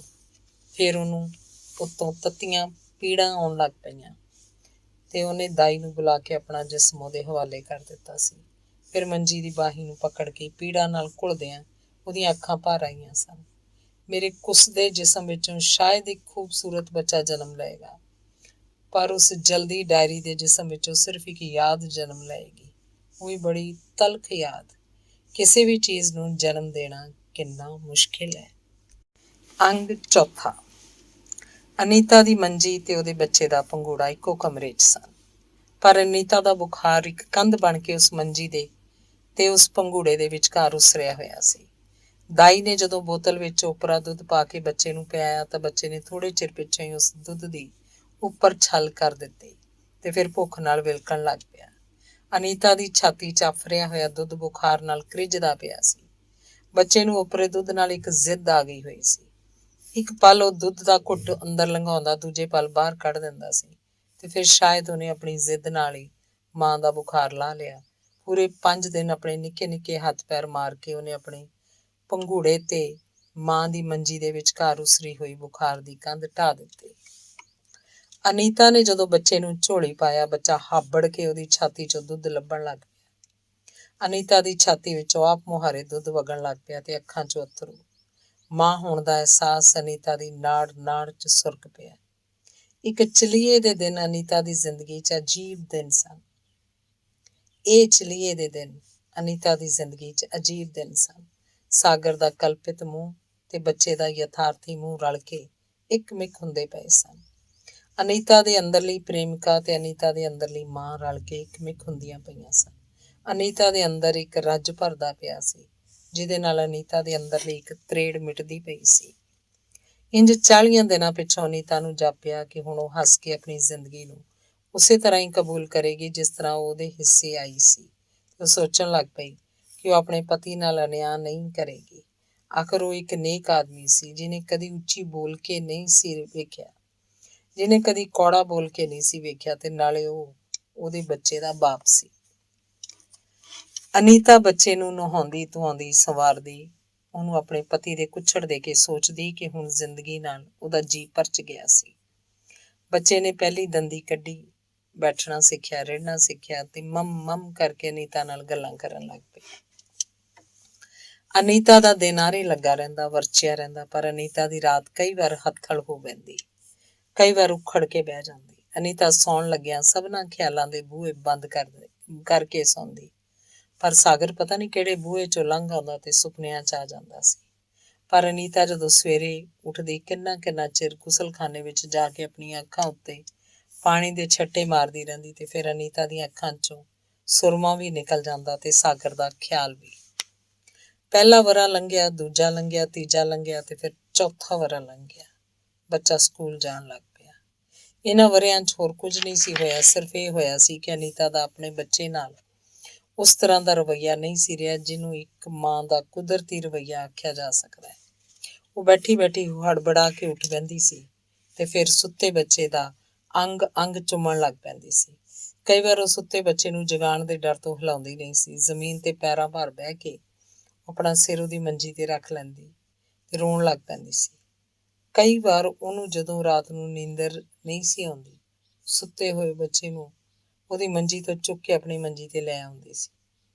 ਬੱਚਾ ਭਾਵੇਂ ਸੁੱਤਾ ਹੋਵੇ ਭਾਵੇਂ ਜਾਗਦਾ, ਅਨੀਤਾ ਹੱਥ 'ਚ ਕੰਘੀ ਲੈ ਕੇ ਘੜੀ ਘੜੀ ਉਹਦੇ ਵਾਲ ਸੁਆਰਦੀ ਰਹਿੰਦੀ ਤੇ ਫਿਰ ਵਾਲਾਂ ਦੀ ਇੱਕ ਲਿਟ ਉਹਦੇ ਮੱਥੇ ਉੱਤੇ ਡੇਗ ਦਿੰਦੀ, ਉਸੇ ਤਰ੍ਹਾਂ ਜਿਸ ਤਰ੍ਹਾਂ ਸਾਗਰ ਦੇ ਮੱਥੇ ਉੱਤੇ ਅਕਸਰ ਵਾਲਾਂ ਦੀ ਇੱਕ ਲਿਟ ਡਿੱਗੀ ਰਹਿੰਦੀ ਸੀ। ਬੱਚਾ ਜਦੋਂ ਸਕੂਲ ਜਾਣ ਲੱਗ ਪਿਆ, ਅਨੀਤਾ ਦੀ ਖੋਹ ਵੱਧ ਗਈ। ਬੱਚੇ ਨੂੰ ਗਿਆ ਜੇ ਅੱਧਾ ਕੁ ਘੰਟਾ ਹੁੰਦਾ, ਅਨੀਤਾ ਕਿਸੇ ਨਾ ਕਿਸੇ ਭੱਜ ਸਕੂਲ ਚਲੀ ਜਾਂਦੀ ਤੇ ਕਿੰਨਾ ਕਿੰਨਾ ਚਿਰ ਖਲੋ ਕੇ ਬੱਚੇ ਦੇ ਮੂੰਹ ਵੱਲ ਵੇਖਦੀ ਰਹਿੰਦੀ। ਤੇ ਫਿਰ ਅਨੀਤਾ ਨੇ ਆਪਣੀਆਂ ਡੌਰ ਭੁਆਰੀਆਂ ਅੱਖਾਂ ਤੋਂ ਘਬਰਾ ਕੇ ਇੱਕ ਦਿਨ ਆਪਣੇ ਪਤੀ ਨੂੰ ਆਖਿਆ ਕਿ ਜੇ ਉਹ ਅਨੀਤਾ ਨੂੰ ਕੋਈ ਨੌਕਰੀ ਲੱਭ ਦੇਵੇ ਤਾਂ ਬੜਾ ਚੰਗਾ ਹੋਵੇ। ਅਨੀਤਾ ਵਾਸਤੇ ਕੋਈ ਨੌਕਰੀ ਢੂੰਡਣ ਤੋਂ ਪਹਿਲਾਂ ਅਨੀਤਾ ਦਾ ਪਤੀ ਉਹਨੂੰ ਚੰਗੇ ਚੰਗੇ ਡਾਕਟਰਾਂ ਕੋਲ ਲੈ ਗਿਆ। ਭਾਵੇਂ ਅਨੀਤਾ ਦੀ ਤੇ ਉਹਦੀ ਪਤੀ ਦੀ ਕਦੀ ਕੋਈ ਖੈਬੜ ਨਹੀਂ ਸੀ ਹੋਈ। ਕੋਈ ਗੱਲ ਅਨੀਤਾ ਆਖਦੀ ਉਹ ਹਾਂ ਕਰ ਦਿੰਦਾ ਸੀ, ਗੱਲ ਉਹ ਆਖਦਾ ਅਨੀਤਾ ਹਾਂ ਕਰ ਦਿੰਦੀ ਤੇ ਦਿਸਣ ਨੂੰ ਦੋਹਾਂ ਦੀ ਜ਼ਿੰਦਗੀ ਸ਼ਾਂਤ ਅਡੋਲ ਪਾਣੀਆਂ ਵਰਗੀ ਲੱਗਦੀ ਸੀ, ਪਰ ਅੰਦਰੋਂ ਅੰਦਰ ਦੋਹਾਂ ਨੂੰ ਪਤਾ ਸੀ ਇਹਨਾਂ ਪਾਣੀਆਂ ਉੱਤੇ ਚੁੱਪ ਦੀ ਕਾਈ ਜੰਮਣ ਲੱਗ ਪਈ ਸੀ। ਡਾਕਟਰ ਨੇ ਅਨੀਤਾ ਦੀ ਨਾੜ ਨਾੜ ਪਰਖੀ ਤੇ ਅਖੀਰ ਸਲਾਹ ਦਿੱਤੀ ਕਿ ਉਹਨੂੰ ਜ਼ਿੰਦਗੀ 'ਚ ਕੋਈ ਚੰਗਾ ਆਰ ਲੱਭਣਾ ਚਾਹੀਦਾ ਹੈ। ਜੇ ਕੋਈ ਨੌਕਰੀ ਕਰ ਲਏ ਤਾਂ ਉਹਦੇ ਲਈ ਚੰਗਾ ਰਹੇਗਾ ਮਾੜਾ ਨਹੀਂ। ਨੌਕਰੀ ਲੱਭਣ ਲਈ ਨਾ ਅਨੀਤਾ ਨੇ ਕਦੀ ਯਤਨ ਕੀਤਾ, ਨਾ ਉਹਦੇ ਪਤੀ ਨੇ। ਨੌਕਰੀ ਨਹੀਂ ਅਨੀਤਾ ਨੂੰ ਲੱਭ ਲਿਆ। ਇੰਝ ਹੋਇਆ ਕਿ ਅਨੀਤਾ ਨੂੰ ਇੱਕ ਵਾਰ ਕਿਸੇ ਦਾਵਤ ਵਿੱਚ ਬੈਠਿਆਂ ਹੱਸ ਕੇ ਗੱਲ ਕੀਤੀ ਕਿ ਅੱਜ ਕੱਲ੍ਹ ਕੋਈ ਨੌਕਰੀ ਲੱਭਦੀ ਪਈ ਸੀ। ਉਸੇ ਦਾਵਤ ਵਿੱਚ ਬੈਠੇ ਇੱਕ ਸਰਕਾਰੀ ਅਫਸਰ ਨੇ ਅਨੀਤਾ ਕੋਲੋਂ ਐਪਲੀਕੇਸ਼ਨ ਮੰਗ ਲਈ ਤੇ ਅਗਲੇ ਹਫ਼ਤੇ ਜਦੋਂ ਅਨੀਤਾ ਨੇ ਇੰਟਰਵਿਊ ਦਿੱਤਾ ਤਾਂ ਅਨੀਤਾ ਨੂੰ ਨੌਕਰੀ ਮਿਲ ਗਈ। ਇਸ ਨੌਕਰੀ ਨੇ ਅਨੀਤਾ ਦੀ ਜ਼ਿੰਦਗੀ ਦੇ ਖਲੋਤੇ ਪਾਣੀਆਂ ਨੂੰ ਇੱਕ ਤਰ੍ਹਾਂ ਨਾਲ ਥੋੜ੍ਹੀ ਜਿਹੀ ਹਰਕਤ ਦਿੱਤੀ। ਅਨੀਤਾ ਹੁਣ ਦਿਨ ਦਾ ਬਹੁਤਾ ਹਿੱਸਾ ਆਪਣੇ ਸਿੱਲ ਦੇ ਗੋਡਿਆਂ ਨਾਲ ਮੰਜੀ ਉੱਤੇ ਨਹੀਂ ਸੀ ਪਈ ਰਹਿੰਦੀ। ਵੇਲੇ ਸਿਰ ਉੱਠਦੀ, ਤਿਆਰ ਹੁੰਦੀ, ਦਫ਼ਤਰ ਜਾਣ ਵਾਲੀ ਬੱਸ ਪਕੜਦੀ, ਭਾਵੇਂ ਇਹ ਸਭ ਕੁਝ ਉਹ ਇਸ ਤਰ੍ਹਾਂ ਹੀ ਕਰਦੀ ਜਿਵੇਂ ਆਪ ਹੀ ਆਪਣਾ ਹੱਥ ਫੜ ਕੇ ਤੁਰਦੀ ਹੋਵੇ। ਕਦੇ ਕਦੇ ਇਹ ਵੀ ਹੁੰਦਾ ਸੀ ਕਿ ਅਨੀਤਾ ਨੂੰ ਆਪਣੇ ਦਫ਼ਤਰ ਦੇ ਅੱਗੇ ਪਹੁੰਚ ਕੇ ਬੱਸ 'ਚੋਂ ਉਤਰਨਾ ਭੁੱਲ ਜਾਂਦਾ ਸੀ। ਬੱਸ 'ਚ ਬੈਠੀ ਬੈਠੀ ਦੀਆਂ ਅੱਖਾਂ ਪਤਾ ਨਹੀਂ ਖਿਆਲਾਂ ਦੀਆਂ ਕਿਹੜੀਆਂ ਤਹਿਆਂ 'ਚ ਗੁਆਚ ਜਾਂਦੀਆਂ ਸਨ। ਉਹ ਜਾਂਦੀ ਵਾਰ ਦਫ਼ਤਰ ਵਾਲੀ ਸੜਕ 'ਤੇ ਆਉਂਦੀ, ਬਾਹਰ ਘਰ ਵਾਲੀ ਸੜਕ ਨਹੀਂ ਸਨ ਪਛਾਣ ਸਕਦੀਆਂ। ਇਸੇ ਲਈ ਕਈ ਵਾਰ ਅਨੀਤਾ ਬੱਸ 'ਚ ਬੈਠਦੀ ਨਹੀਂ ਸੀ ਹੁੰਦੀ। ਬੜੀ ਚਤੰਨ ਹੋ ਕੇ ਖਲੋ ਰਹਿੰਦੀ ਤੇ ਹਰ ਸੜਕ ਨੂੰ ਵੇਖਦੀ, ਪਛਾਣਦੀ, ਉਤਰਨ ਵਾਲੀ ਥਾਂ ਨੂੰ ਚੇਤੇ ਕਰਦੀ ਰਹਿੰਦੀ। ਕਈ ਵਾਰ ਅਨੀਤਾ ਨੇ ਵੇਖਿਆ, ਰਾਹ ਚੱਲਦਿਆਂ ਅਚੇਤ ਹੀ ਉਹਦੀ ਨਜ਼ਰ ਸਾਹਮਣੀ ਸੜਕ ਨੂੰ ਫੋਲਣ ਲੱਗ ਪੈਂਦੀ। ਜਿੱਥੋਂ ਤੱਕ ਸੜਕ ਦਿਸਦੀ ਉਹ ਨਹੀਂ ਜਲਾ ਕੇ ਵੇਖਦੀ ਰਹਿੰਦੀ ਤੇ ਫਿਰ ਨਿਰਾਸੀ ਹੋਈ ਆਪਣੇ ਹੀ ਪੈਰਾਂ ਵੱਲ ਝੁਕ ਜਾਂਦੀ। ਕਦੇ ਕਦੇ ਬੱਸ 'ਚ ਚੜ੍ਹਦਿਆਂ ਹੀ ਇੰਝ ਹੁੰਦਾ, ਉਹ ਇੱਕ ਇੱਕ ਸਵਾਰੀ ਦੇ ਮੂੰਹ ਵੱਲ ਤੱਕਦੀ ਤੇ ਫਿਰ ਆਪਣਾ ਮੂੰਹ ਫੇਰ ਲੈਂਦੀ। ਅਨੀਤਾ ਨੂੰ ਆਪਣੀ ਇਸ ਹਾਲਤ ਉੱਤੇ ਰੋਣ ਆ ਜਾਂਦਾ। ਕਈ ਵਾਰ ਉਹ ਬੈਠੀ ਬੈਠੀ ਬੋਲ ਪੈਂਦੀ, ਮੇਰੇ ਕੋਲ ਆ ਅਨੀਤਾ, ਤੂੰ ਬਾਹਰ ਕੀ ਪਈ ਲੱਭਣੀ ਹੈ? ਝੱਲੀ ਹੋ ਜਾਏਂਗੀ ਇਸ ਤਰ੍ਹਾਂ ਲੱਭ ਲੱਭ ਕੇ। ਉਹਨੇ ਤਾਂ ਕਦੀ ਤੇਰੀ ਬਾਤ ਵੀ ਨਹੀਂ ਪੁੱਛੀ ਤੇ ਤੂੰ ਸਾਰੀ ਉਮਰ ਹੀ ਉਹਦੇ ਲੇਖੇ ਲਾ ਛੱਡੀ ਏ। ਅੰਗ ਪੰਜਵਾਂ। ਜਿਨ੍ਹਾਂ ਸੜਕਾਂ ਨੂੰ ਅਨੀਤਾ ਰੋਜ਼ ਫੋਲਦੀ ਹੁੰਦੀ ਸੀ ਤੇ ਰੋਜ਼ ਆਪਣੇ ਆਪ ਨੂੰ ਫੋਲਣ ਤੋਂ ਵਰਜਦੀ ਹੁੰਦੀ ਸੀ, ਇੱਕ ਦਿਨ ਉਹਨਾਂ ਹੀ ਸੜਕਾਂ ਉੱਤੇ ਅਨੀਤਾ ਨੂੰ ਸਾਗਰ ਮਿਲ ਪਿਆ। ਅਨੀਤਾ ਨੇ ਬੜਾ ਸੋਚਿਆ ਕਿ ਇਹ ਇਸ ਧਰਤੀ ਦੀ ਗੱਲ ਨਹੀਂ ਸੀ, ਪਰ ਫਿਰ ਜਦੋਂ ਉਹਨੇ ਸਾਗਰ ਦੇ ਨਾਲ ਜਾ ਕੇ ਆਪਣੇ ਦਫ਼ਤਰ 'ਚ ਛੁੱਟੀ ਦੀ ਅਰਜ਼ੀ ਦਿੱਤੀ ਤਾਂ ਉਹਨੂੰ ਕੁਝ ਯਕੀਨ ਬੱਝਾ ਕਿ ਉਹਦੇ ਪੈਰਾਂ ਹੇਠਾਂ ਇਹੋ ਧਰਤੀ ਸੀ, ਪੱਕੀ ਤੇ ਪੇਡੀ, ਤੇ ਉਹਦੇ ਸੱਜੇ ਪਾਸੇ ਤੁਰਨ ਵਾਲਾ ਸਾਗਰ ਸੀ। ਤੁਰ ਤੁਰ ਕੇ ਕਿਤੇ ਪਹੁੰਚਣਾ ਨਹੀਂ ਸੀ, ਇਸ ਲਈ ਪੈਰਾਂ ਹੇਠਲਾ ਰਾਹ ਹੀ ਮੁਤਬਰਕ ਬਣ ਗਿਆ। ਅਨੀਤਾ ਨੇ ਵੱਧ ਤੋਂ ਵੱਧ ਜੇ ਕੁਝ ਚਾਹਿਆ ਤਾਂ ਸਿਰਫ ਇਹ ਕਿ ਨਾ ਇਹ ਰਾਹ ਕਦੀ ਮੁੱਕਣ ਤੇ ਨਾ ਇਹ ਪੈਰ ਕਦੀ ਨਿਕਲਣ। ਮੈਨੂੰ ਤਾਂ ਸਭ ਕੁਝ ਸੁਪਨਾ ਜਾਪਦਾ ਹੈ, ਸਾਗਰ ਨੇ ਤੁਰਦਿਆਂ ਤੁਰਦਿਆਂ ਆਖਿਆ। ਮੈਨੂੰ ਕਦੇ ਯਕੀਨ ਨਹੀਂ ਸੀ ਬੱਝਦਾ ਕਿ ਕਦੀ ਮੈਂ ਇਹਨਾਂ ਰਾਹਾਂ ਉੱਤੇ ਤੇਰੇ ਨਾਲ ਰਲ ਕੇ ਤੁਰ ਸਕਦਾ। ਅਨੀਤਾ ਬੋਲੀ ਨਹੀਂ, ਸਿਰਫ ਆਪਣੇ ਕੰਨਾਂ ਨੂੰ ਪੁੱਛਦੀ ਰਹੀ ਕਿ ਉਹ ਸੱਚੀ ਮੁੱਚੀ ਸਾਗਰ ਦੀ ਆਵਾਜ਼ ਸੁਣਦੇ ਪਏ ਸਨ। ਕਦੋਂ ਆਏ ਸੀ? ਕੁਝ ਚਿਰ ਪਿੱਛੋਂ ਅਨੀਤਾ ਨੇ ਆਖਿਆ, ਕੱਲ੍ਹ ਆਇਆ ਸੀ। ਜੇ ਮੈਂ ਅੱਜ ਰਾਹ 'ਚ ਨਾ ਮਿਲ ਪੈਂਦੀ ਤਾਂ ਮੈਨੂੰ ਪਤਾ ਹੀ ਨਹੀਂ ਸੀ ਲੱਗਣਾ। ਮੈਂ ਇਸ ਵੇਲੇ ਪਤਾ ਕਿੱਥੋਂ ਆ ਰਿਹਾ? ਕਿੱਥੋਂ? ਤੇਰੇ ਘਰ ਹੋ ਕੇ। ਸੱਚ? ਘਰ ਜਾ ਕੇ ਨੌਕਰ ਨੂੰ ਪੁੱਛ ਲਈ। ਅਨੀਤਾ ਕੋਲੋਂ ਪਲਕਾਂ ਨਾ ਝਪਕੀਆਂ ਗਈਆਂ। ਉਹ ਸਾਗਰ ਦੇ ਹੱਥ 'ਚ ਫੜੇ ਹੋਏ ਸਿਗਰਟ ਵੱਲ ਵੇਖਦੀ ਰਹੀ। ਇੱਕ ਵਾਰ ਅਨੀਤਾ ਦੇ ਜੀਅ 'ਚ ਆਇਆ ਉਹ ਸਾਗਰ ਨੂੰ ਇਹ ਗੱਲ ਸੁਣਾ ਦੇਵੇ ਕਿ ਕਿਵੇਂ ਉਹਨੇ ਸਾਗਰ ਦੇ ਜੂਠੇ ਸਿਗਰਟ ਨੂੰ ਬਾਲ ਕੇ ਸਿਗਰਟ ਪੀਣਾ ਸ਼ੁਰੂ ਕਰ ਦਿੱਤਾ ਸੀ, ਪਰ ਫਿਰ ਉਹ ਆਪ ਹੀ ਆਪਣੀ ਗੱਲ ਕੋਲੋਂ ਸ਼ਰਮਾ ਗਈ। ਤੂੰ ਥੱਕ ਗਈ ਹੋਏਂਗੀ? ਸਾਗਰ ਨੇ ਪੁੱਛਿਆ। ਮੈਂ? ਅਨੀਤਾ ਇੰਝ ਹੱਸ ਪਈ ਜਿਵੇਂ ਅੱਜ ਉਹਦੇ ਪੈਰਾਂ ਨਾਲ ਥਕਾਵਟ ਦਾ ਲਫ਼ਜ਼ ਜੋੜਿਆ ਵੀ ਨਹੀਂ ਸੀ ਜੁੜ ਸਕਦਾ। ਕਿਤੇ ਬੈਠ ਕੇ ਚਾਹ ਪੀ ਲਈਏ, ਜੇ ਜੀਅ ਕਰਦਾ ਹੈ ਤਾਂ। ਮੈਂ ਇੱਥੇ ਕਿਸੇ ਦੇ ਘਰ ਨਹੀਂ ਠਹਿਰਿਆ ਹੋਇਆ, ਹੋਟਲ 'ਚ ਠਹਿਰਿਆ ਹੋਇਆ, ਉੱਥੇ ਚੱਲੀਏ? ਉੱਥੇ ਸਹੀ। ਸਾਗਰ ਨੇ ਹੱਥ ਦੇ ਕੇ ਇੱਕ ਪਾਸੇ ਪਰਿਓਂ ਲੰਘਦੀ ਟੈਕਸੀ ਨੂੰ ਖੜਾ ਕਰ ਲਿਆ।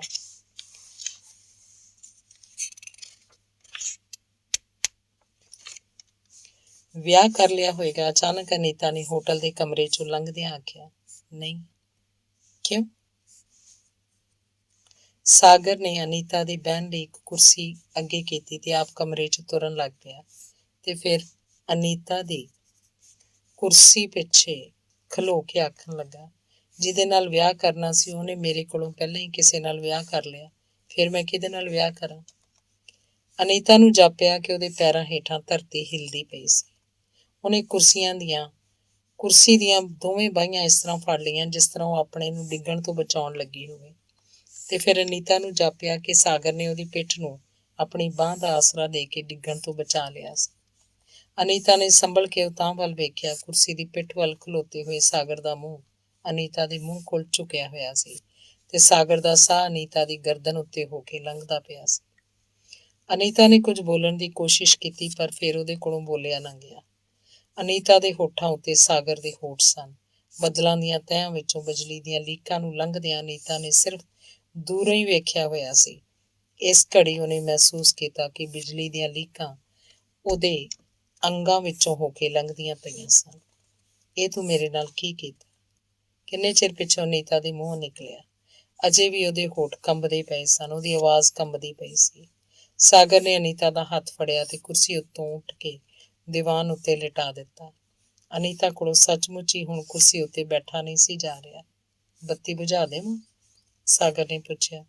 ਭਾਵੇਂ ਵੇਲਾ ਦਿਨ ਦਾ ਸੀ, ਪਰ ਕਮਰੇ ਦੀਆਂ ਬਾਰੀਆਂ ਭੀੜੀਆਂ ਬਾਰੀਆਂ ਅੱਗੇ ਵੀ ਮੋਟੇ ਪਰਦੇ ਹੋਣ ਕਰਕੇ ਕਮਰੇ 'ਚ ਗਾੜਾ ਹਨੇਰਾ ਸੀ। ਸਾਗਰ ਨੇ ਕਮਰੇ 'ਚ ਬਿਜਲੀ ਦੀ ਬੱਤੀ ਜਗਾਈ ਹੋਈ ਸੀ। ਕਿਉਂ? ਅਨੀਤਾ ਨੇ ਪੁੱਛਿਆ। ਅੱਜ ਮੈਂ ਤੇਰੇ ਨਾਲ ਗੱਲ ਕਰਾਂਗਾ। ਮੇਰੇ ਕੋਲੋਂ ਚਾਨਣ 'ਚ ਗੱਲਾਂ ਨਹੀਂ ਹੁੰਦੀਆਂ, ਸਾਗਰ ਨੇ ਆਖਿਆ। ਬੱਤੀ ਬੁਝਾ ਕੇ ਦੀਵਾਨ ਦੇ ਸਿਰੇ ਤੇ ਬੈਠ ਗਿਆ। ਤੂੰ ਮੇਰੇ ਨਾਲ ਕਦੀ ਵੀ ਤਾਂ ਗੱਲਾਂ ਨਹੀਂ ਕੀਤੀਆਂ। ਮੈਂ ਇੰਨੇ ਵਾਰੀ ਆਪ ਹੀ ਆਪਣੇ ਆਪ ਨਾਲ ਗੱਲਾਂ ਕਰਦੀ ਰਹੀ ਹਾਂ, ਅਨੀਤਾ ਨੇ ਹੌਲੀ ਜਿਹੀ ਆਖਿਆ। ਮੈਂ ਰੋਜ਼ ਤੇਰੇ ਨਾਲ ਗੱਲਾਂ ਕਰਦਾ ਸਾਂ, ਰੋਜ਼ ਰਾਤ ਨੂੰ ਸੋਚਦਾ ਸਾਂ ਕਿ ਤੂੰ ਮੇਰੇ ਖੱਬੇ ਪਾਸੇ ਵੱਲ ਸੁੱਤੀ ਪਈ ਹੈ, ਸਾਗਰ ਨੇ ਆਖਿਆ ਤੇ ਅਨੀਤਾ ਦੇ ਉੱਤੇ ਲਏ ਹੋਏ ਕੰਬਲ ਦੀ ਕੰਨੀ ਆਪਣੇ ਗੋਡਿਆਂ ਦੇ ਉੱਤੇ ਕਰਦਿਆਂ ਆਖਿਆ, ਇਸ ਤਰ੍ਹਾਂ। ਪਰ ਸਾਗਰ, ਤੂੰ ਮੈਨੂੰ ਕਦੀ ਵੀ ਕੁਝ ਨਹੀਂ ਦੱਸਿਆ, ਵਰ੍ਹਿਆਂ ਦੇ ਵਰ੍ਹੇ ਕੁਝ ਨਾ ਦੱਸਿਆ। ਮੈਂ ਸੋਚਦਾ ਸਾਂ ਤੇਰਾ ਵਿਆਹ ਹੋ ਚੁੱਕਾ ਹੈ, ਮੈਂ ਇੱਕ ਬਣੇ ਹੋਏ ਘਰ ਨੂੰ ਉਜਾੜਨਾ ਨਹੀਂ ਸੀ ਚਾਹੁੰਦਾ। ਪਰ ਸਾਗਰ, ਕੀ ਆਖਣ ਲੱਗੀ ਸੈਂ? ਜਦੋਂ ਕੋਈ ਕਿਸੇ ਦੀ ਕਲਪਨਾ 'ਚ ਆ ਜਾਏ ਪਰ ਜ਼ਿੰਦਗੀ 'ਚ ਨਾ ਆਏ ਤਾਂ ਤੇਰਾ ਕੀ ਖਿਆਲ ਹੈ, ਉਹ ਘਰ 'ਚ ਵਸਦਾ ਰਹਿ ਜਾਂਦਾ ਹੈ? ਸ਼ਾਇਦ ਨਹੀਂ। ਅੱਖੀਆਂ ਮੀਟ ਕੇ ਜਦੋਂ ਕੋਈ ਔਰਤ ਕਿਸੇ ਹੋਰ ਦਾ ਮੂੰਹ ਚਿਤਾਰਦੀ ਏ, ਪਰ ਅੱਖੀਆਂ ਖੋਲ੍ਹ ਕੇ ਕਿਸੇ ਹੋਰ ਦਾ ਮੂੰਹ ਵੇਖਦੀ ਏ, ਤਾਂ ਇਹ ਤੋਂ ਵੱਡਾ ਝੂਠ ਹੋਰ ਕੀ ਹੋ ਸਕਦਾ ਹੈ? ਮੈਂ ਕਦੇ ਵੀ ਨਹੀਂ ਸੀ ਸੋਚਿਆ ਕਿ ਤੂੰ ਮੈਨੂੰ ਕਦੀ ਪਿਆਰ ਕਰ ਸਕਦੀ ਹੈ। ਕਿਉਂ? ਸਾਗਰ ਕਿੰਨਾ ਚਿਰ ਚੁੱਪ ਰਿਹਾ। ਅਨੀਤਾ ਉਹਦੇ ਮੂੰਹ ਵੱਲ ਤੱਕਦੀ ਰਹੀ, ਪਰ ਹਨੇਰੇ 'ਚ ਅਨੀਤਾ ਨੂੰ ਸਾਗਰ ਦੇ ਮੂੰਹ ਦਾ ਕੋਈ ਰੰਗ ਨਾ ਦਿਸਿਆ। ਅਸਲ ਵਿੱਚ ਸਾਗਰ ਨੇ ਕੁਝ ਝੱਕ ਕੇ, ਕੁਝ ਝਿਜਕ ਕੇ ਆਖਿਆ, ਮੈਂ ਸੋਹਣਾ ਨਹੀਂ ਤੇ ਤੂੰ ਬਹੁਤ ਸੋਹਣੀ ਹੈ, ਇਸ ਲਈ ਅੱਜ ਵੀ ਮੈਂ ਬੱਤੀ ਬੁਝਾ ਕੇ ਤੇਰੇ ਨਾਲ ਗੱਲਾਂ ਕਰਨਾ ਪਿਆ ਵਾਂ। ਅਨੀਤਾ ਨੇ ਆਪਣਾ ਸਿਰ ਸਾਗਰ ਦੀ ਬਾਂਹ ਨਾਲ ਲਾ ਦਿੱਤਾ ਤੇ ਅਨੀਤਾ ਦਾ ਸਾਰਾ ਰੂਪ ਰੋ ਪਿਆ। ਸੁਹੱਪਣ ਦੀ ਸਜ਼ਾ ਏਡੀ ਵੱਡੀ ਹੁੰਦੀ ਏ? ਮੈਂ ਜਿੰਨੀਆਂ ਵੀ 2-3 ਵਾਰ ਤੈਨੂੰ ਮਿਲਿਆ, ਮੈਨੂੰ ਹਮੇਸ਼ਾ ਹੀ ਘਰ ਜਾ ਕੇ ਉਸ ਰਾਤ ਬੁਖਾਰ ਹੋ ਜਾਂਦਾ ਹੁੰਦਾ ਸੀ। ਅੰਦਰੋਂ ਬੜਾ ਕੁਝ ਉੱਠਦਾ ਸੀ ਤੈਨੂੰ ਕਹਿਣ ਵਾਸਤੇ, ਪਰ ਮੈਂ ਆਪਣੇ ਆਪ ਕੋਲੋਂ ਇਕਰਾਰ ਲਿਆ ਹੋਇਆ ਸੀ ਕਿ ਤੈਨੂੰ ਕਦੀ ਕੁਝ ਨਹੀਂ ਆਖਣਾ। ਤੂੰ ਇਸੇ ਲਈ ਮੇਰਾ ਸ਼ਹਿਰ ਛੱਡ ਦਿੱਤਾ। ਸਾਗਰ ਨੇ ਇੱਕ ਹੱਥ ਸਿਰਹਾਣੇ ਉੱਤੇ ਰੱਖ ਕੇ ਦੂਸਰੇ ਹੱਥ ਨਾਲ ਅਨੀਤਾ ਦੀ ਕਮੀਜ਼ ਦਾ ਬਟਨ ਖੋਲ੍ਹਿਆ ਤੇ ਆਖਿਆ, ਪਰ ਅੱਜ ਮੇਰਾ ਸਬਰ ਮੁੱਕ ਗਿਆ। ਨਹੀਂ ਸਾਗਰ, ਨਹੀਂ, ਅਨੀਤਾ ਦੇ ਮੂੰਹੋਂ ਨਿਕਲਿਆ ਤੇ ਉਹਨੇ ਸਾਗਰ ਦਾ ਹੱਥ ਫੜ ਕੇ ਉਹਨੂੰ ਰੋਕ ਦਿੱਤਾ। ਕਿਉਂ? ਸਾਗਰ ਦੀ ਆਵਾਜ਼ ਅਟਕ ਗਈ। ਅਨੀਤਾ ਨੇ ਕੋਈ ਜਵਾਬ ਨਾ ਦਿੱਤਾ। ਉਹਦੀ ਸੋਚ ਠਠੰਬਰੀ ਹੋਈ ਸੀ, ਜੰਮਦੀ ਜਾਂਦੀ ਸੀ, ਸੁੰਨ ਹੁੰਦੀ ਜਾਂਦੀ ਸੀ। ਸਾਗਰ ਹੌਲੀ ਜਿਹੀ ਦੀਵਾਨ ਤੋਂ ਉੱਠਿਆ ਤੇ ਕਮਰੇ ਦੀ ਇੱਕ ਬਾਰੀ ਨੂੰ ਖੋਲ੍ਹ ਕੇ ਬਾਰੀ ਦੇ ਸਾਹਮਣੇ ਖਲੋ ਗਿਆ। ਸ਼ਾਇਦ ਉਹਦੇ ਭਖਦੇ ਸਾਹਾਂ ਨੂੰ ਤਿੱਖੀ ਤੇ ਠੰਡੀ ਹਵਾ ਦੀ ਲੋੜ ਸੀ। ਕੁਝ ਦੇਰ ਉਹ ਖੁੱਲ੍ਹੀ ਹੋਈ ਬਾਰੀ ਵਿੱਚੋਂ ਲੰਬੇ ਲੰਬੇ ਸਾਹ ਭਰਦਾ ਰਿਹਾ ਤੇ ਫਿਰ ਉਸੇ ਤਰ੍ਹਾਂ ਖਲੋਤਾ ਆਖਣ ਲੱਗਾ, ਚੱਲ ਅਨੀਤਾ, ਤੈਨੂੰ ਘਰ ਛੱਡ ਆਵਾਂ। ਸਾਗਰ ਦੀ ਆਵਾਜ਼ ਇੱਕ ਹੁਕਮ ਵਾਂਗ ਸੀ। ਅਨੀਤਾ ਨੇ ਹੁਕਮ ਮੰਨ ਲਿਆ, ਉੱਠ ਕੇ ਆਪਣੀਆਂ ਚੱਪਲਾਂ ਪਾ ਲਈਆਂ। ਸਾਗਰ ਨੇ ਚੁੱਪਚਾਪ ਕਮਰੇ ਦਾ ਦਰਵਾਜ਼ਾ ਖੋਲ੍ਹਿਆ ਤੇ ਅਨੀਤਾ ਨੂੰ ਨਾਲ ਲੈ ਕੇ ਬਾਹਰ ਆ ਗਿਆ। ਬਾਹਰ ਆ ਕੇ ਟੈਕਸੀ 'ਚ ਬੈਠਦਿਆਂ ਅਨੀਤਾ ਨੂੰ ਜਾਪਿਆ ਉਹਦਾ ਜਿਸਮ ਸੀਟ ਦੇ ਕੋਨੇ 'ਚ ਇਸ ਤਰ੍ਹਾਂ ਲਹਿੰਦਾ ਜਾਂਦਾ ਸੀ ਜਿਵੇਂ ਉਹਦੇ ਹੇਠਾਂ ਕੋਈ ਜ਼ਮੀਨ ਦਾ ਆਸਰਾ ਨਾ ਹੋਵੇ।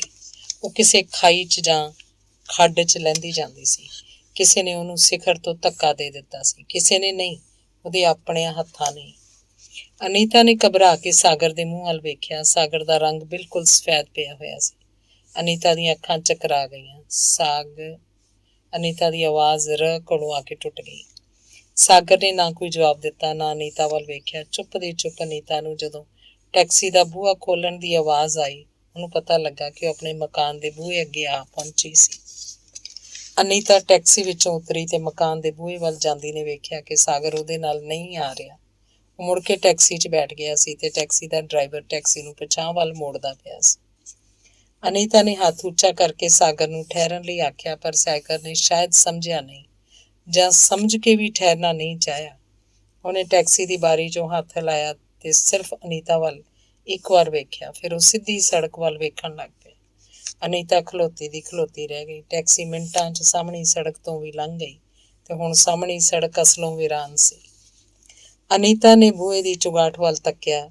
ਉਹਦਾ ਇੱਕ ਹੱਥ ਚੁਗਾਠ ਨੂੰ ਇਸ ਤਰ੍ਹਾਂ ਜਾਪਿਆ ਜਿਵੇਂ ਉਹ ਚੁਗਾਠ ਨੂੰ ਝੂਣ ਕੇ ਹਿਲਾ ਕੇ ਪੁੱਛਣਾ ਚਾਹੁੰਦੀ ਹੋਵੇ, ਇਹ ਕੀ ਹੋ ਗਿਆ? ਮਿੰਟਾਂ 'ਚ ਕੀ ਦਾ ਕੀ ਹੋ ਗਿਆ?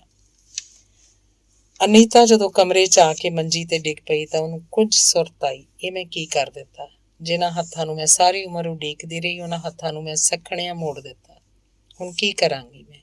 ਇਸ ਜਿਸਮ ਨੂੰ ਸੁੱਚਿਆਂ ਰੱਖ ਕੇ ਮੈਂ ਕੀ ਸਵਾਰ ਲਿਆ?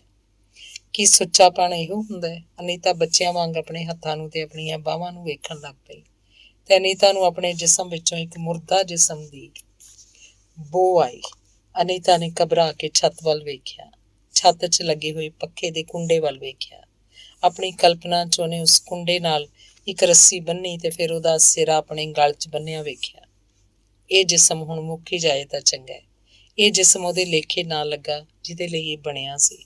ਹੁਣ ਮੈਂ ਇਹਨੂੰ ਕੀ ਕਰਨਾ ਹੈ? ਅਨੀਤਾ ਨੇ ਉੱਠਣ ਦੀ ਕੋਸ਼ਿਸ਼ ਕੀਤੀ ਪਰ ਉਹਦੇ ਕੋਲੋਂ ਉੱਠਿਆ ਨਾ ਗਿਆ। ਉਹਦੀ ਹਿੰਮਤ ਟੇਪਾ ਟੇਪਾ ਲਹੂ ਵਾਂਗ ਉਹਦੇ ਜਿਸਮ ਵਿੱਚੋਂ ਵਗਦੀ ਪਈ ਸੀ।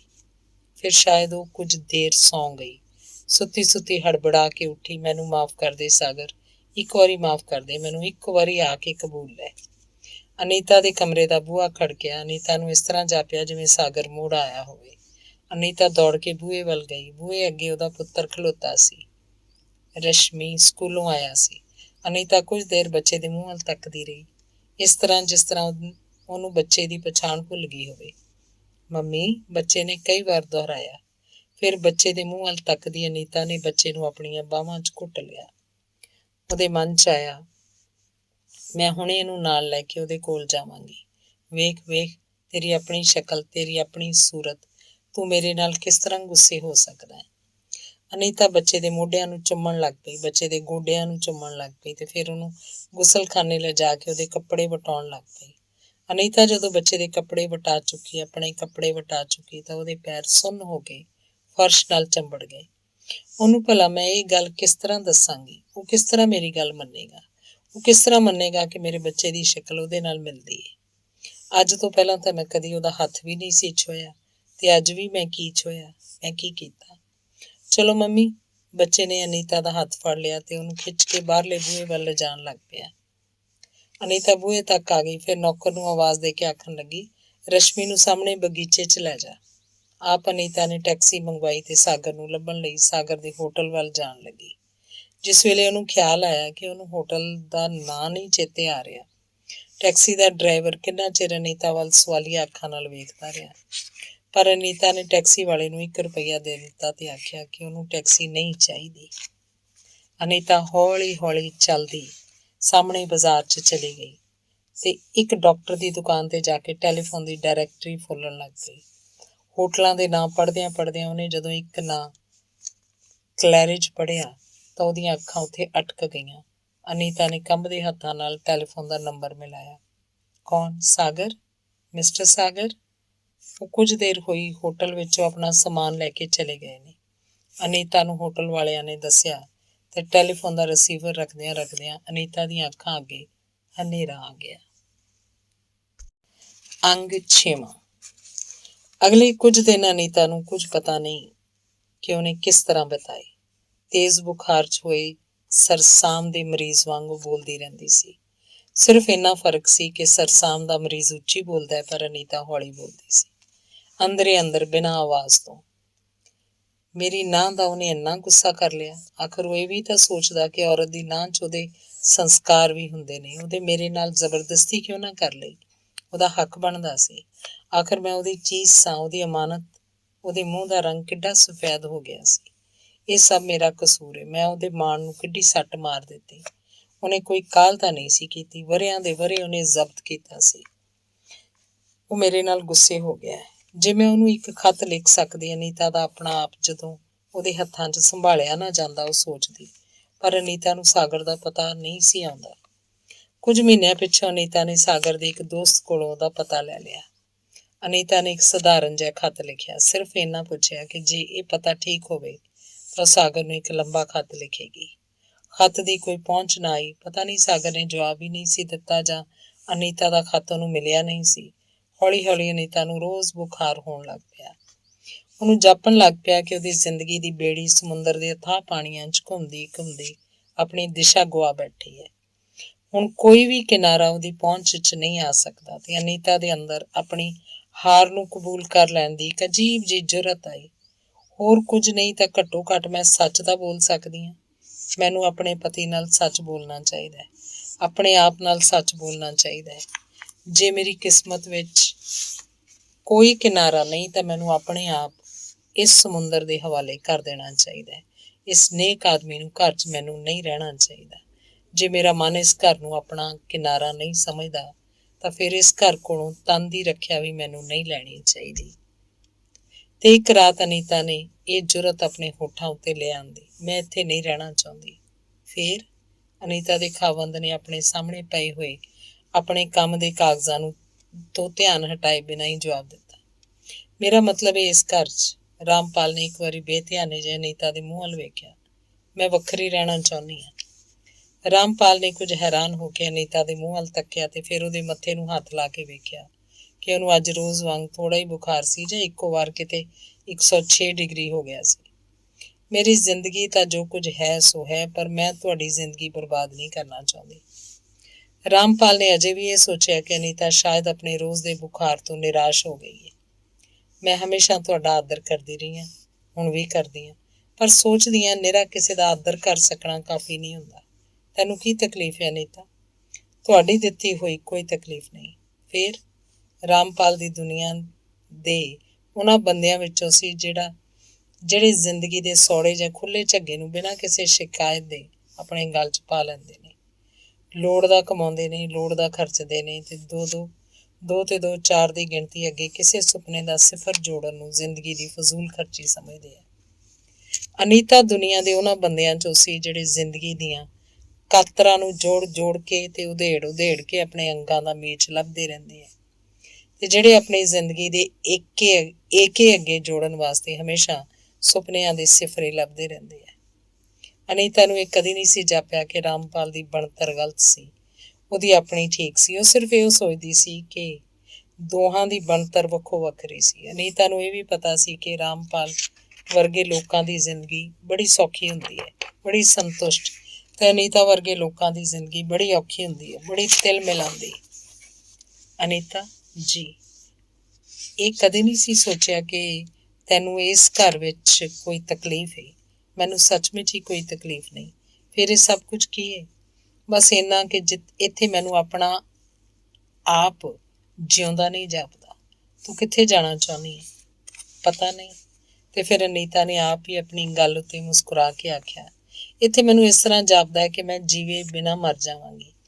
ਮੈਨੂੰ ਮਰਨ ਤੋਂ ਡਰ ਨਹੀਂ ਲੱਗਦਾ, ਪਰ ਮੈਂ ਮਰਨ ਤੋਂ ਪਹਿਲਾਂ ਕੁਝ ਦਿਨ ਜਿਉਂ ਕੇ ਵੇਖਣਾ ਚਾਹੁੰਦੀ ਹਾਂ, ਭਾਵੇਂ ਥੋੜ੍ਹੇ ਜਿਹੇ ਦਿਨ।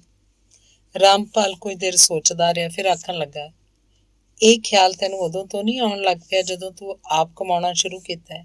ਨਹੀਂ, ਸਗੋਂ ਨੌਕਰੀ ਤਾਂ ਮੈਂ ਇਸ ਲਈ ਕੀਤੀ ਸੀ ਕਿ ਮੈਂ ਕਿਸੇ ਆਰੇ ਲੱਗ ਜਾਵਾਂ ਤੇ ਮੈਨੂੰ ਇਹ ਖਿਆਲ ਭੁੱਲ ਜਾਏ। ਮੈਂ ਘਰ ਦਾ ਬਹੁਤਾ ਕੰਮ ਵੀ ਇਸੇ ਲਈ ਕਰਦੀ ਰਹੀ ਹਾਂ, ਬੱਚੇ ਦੇ ਸਾਰੇ ਕੰਮ ਵੀ ਇਸੇ ਲਈ ਆਪਣੇ ਹੱਥੀਂ ਕਰਦੀ ਰਹੀ ਹਾਂ। ਪਰ ਇਹ ਸਭ ਕੁਝ, ਅਨੀਤਾ ਨੇ ਥੱਕ ਕੇ ਕਿਹਾ, ਇਹਦੇ ਨਾਲ ਕੁਝ ਨਹੀਂ ਬਣਦਾ। ਤੇ ਰਾਮਪਾਲ ਕੁਝ ਪੁੱਛਣ ਲੱਗਾ, ਪਰ ਉਹਨੂੰ ਜਾਪਿਆ ਕਿ ਉਹਦੀ ਜ਼ਬਾਨ ਬੜੀ ਕੱਸੀ ਗਈ ਸੀ। ਉਹ ਕੁਝ ਦੇਰ ਚੁੱਪ ਰਿਹਾ, ਫਿਰ ਜਿਵੇਂ ਜ਼ਬਾਨ ਉੱਤੇ ਬੜਾ ਜ਼ੋਰ ਲਾ ਕੇ ਆਖਣ ਲੱਗਾ, ਮੇਰਾ ਮਤਲਬ ਹੈ। ਰਾਮਪਾਲ ਦੀ ਜ਼ਬਾਨ ਫਿਰ ਰੁਕ ਗਈ ਕਿ ਮੇਰੀ ਜ਼ਿੰਦਗੀ 'ਚ ਕੋਈ ਹੋਰ ਆਦਮੀ ਹੈ ਕਿ ਨਹੀਂ? ਅਨੀਤਾ ਨੇ ਆਪ ਹੀ ਆਖ ਦਿੱਤਾ। ਰਾਮਪਾਲ ਨੇ ਆਖਿਆ, ਕੁਝ ਨਾ, ਸਿਰਫ ਜਵਾਬ ਨੂੰ ਲਿਖਿਆ, ਹੈ ਵੀ ਤੇ ਨਹੀਂ ਵੀ। ਰਾਮਪਾਲ ਨੂੰ ਕਦੇ ਜ਼ਿੰਦਗੀ ਦੇ ਕਿਸੇ ਸਵਾਲ ਤੋਂ ਤੇ ਕਿਸੇ ਜਵਾਬ ਤੋਂ ਡਰ ਨਹੀਂ ਸੀ ਲੱਗਾ, ਪਰ ਇਸ ਵੇਲੇ ਰਾਮਪਾਲ ਨੂੰ ਜਾਪਿਆ ਕਿ ਜ਼ਿੰਦਗੀ ਸਿਰਫ ਜਮ੍ਹਾਂ ਤੇ ਬਾਕੀ ਦਾ ਸਵਾਲ ਨਹੀਂ ਸੀ, ਜ਼ਰਬ ਤੇ ਤਕਸੀਮ ਦਾ ਸਵਾਲ ਨਹੀਂ ਸੀ। ਜ਼ਿੰਦਗੀ ਇੱਕ ਬੁਝਾਰਤ ਸੀ ਜਿਹਦੇ ਬੁੱਝਣ ਤੋਂ ਉਹਨੂੰ ਇਸ ਵੇਲੇ ਡਰ ਲੱਗ ਰਿਹਾ ਸੀ। ਇਹ ਮੈਂ ਇਸ ਲਈ ਆਖਿਆ ਹੈ ਕਿ ਉਹ ਆਦਮੀ ਇੰਨਾ ਮੇਰੀ ਜ਼ਿੰਦਗੀ 'ਚ ਨਹੀਂ ਜਿੰਨਾ ਮੇਰੀ ਕਲਪਨਾ 'ਚ ਹੈ। ਕੋਈ ਆਦਮੀ ਕਿੰਨਾ ਕੁ ਅਨੀਤਾ ਦੀ ਜ਼ਿੰਦਗੀ 'ਚ ਹੈ ਤੇ ਕਿੰਨਾ ਕੁ ਉਹਦੀ ਕਲਪਨਾ 'ਚ, ਇਸ ਸਾਰੀ ਗਿਣਤੀ ਨੂੰ ਛੱਡ ਕੇ ਰਾਮਪਾਲ ਨੇ ਸਿਰਫ ਇਹ ਜਾਣਨਾ ਚਾਹਿਆ ਕਿ ਉਹ ਕੌਣ ਹੈ। ਸਾਗਰ। ਅਨੀਤਾ ਅਜੇ ਉਹ ਸੋਚਦੀ ਪਈ ਸੀ ਕਿ ਉਹ ਸਾਗਰ ਦਾ ਨਾਂ ਦੱਸੇ ਕਿ ਨਾ। ਉਹਦਾ ਨਾਂ ਅਨੀਤਾ ਦੇ ਮੂੰਹ ਇਸ ਤਰ੍ਹਾਂ ਨਿਕਲ ਗਿਆ ਜਿਵੇਂ ਕੋਈ ਸੁੱਤਾ ਹੋਇਆ ਆਦਮੀ ਬਹੁਤ ਬਰੜਾ ਪੈਂਦਾ ਹੈ। ਰਾਮਪਾਲ ਬਹੁਤ ਦੇਰ ਬੋਲਿਆ ਨਹੀਂ, ਜਿਵੇਂ ਉਹ ਕੋਈ ਬੜਾ ਹੀ ਲੰਬਾ ਹਿਸਾਬ ਕਿਤਾਬ ਕਰਦਾ ਹੋਵੇ। ਫਿਰ ਹੈਰਾਨੀ ਨਾਲ ਅਨੀਤਾ ਦੇ ਮੂੰਹ ਵੱਲ ਤੱਕਦਾ ਆਖਣ ਲੱਗਾ, ਮੇਰਾ ਖਿਆਲ ਹੈ ਕਿ ਉਹਨੂੰ ਕਲਕੱਤੇ ਗਿਆ ਬੜੇ ਸਾਲ ਹੋ ਗਏ ਨੇ, 7-8 ਸਾਲ। ਇਹਨਾਂ ਸਾਲਾਂ 'ਚ ਕਦੀ ਉਹ ਇੱਥੇ ਆਇਆ? ਇੱਕ ਵਾਰ। ਕਿੰਨੇ ਦਿਨਾਂ ਲਈ? ਮੈਂ ਉਹਨੂੰ ਘੰਟਾ ਕੁ ਮਿਲੀ ਸੀ, ਮੈਨੂੰ ਨਹੀਂ ਪਤਾ ਉਹ ਕਿੰਨੇ ਦਿਨ ਇੱਥੇ ਰਿਹਾ। ਉਹ ਤੈਨੂੰ ਖੱਤ ਲਿਖਦਾ ਹੁੰਦਾ? ਕਦੇ ਨਹੀਂ।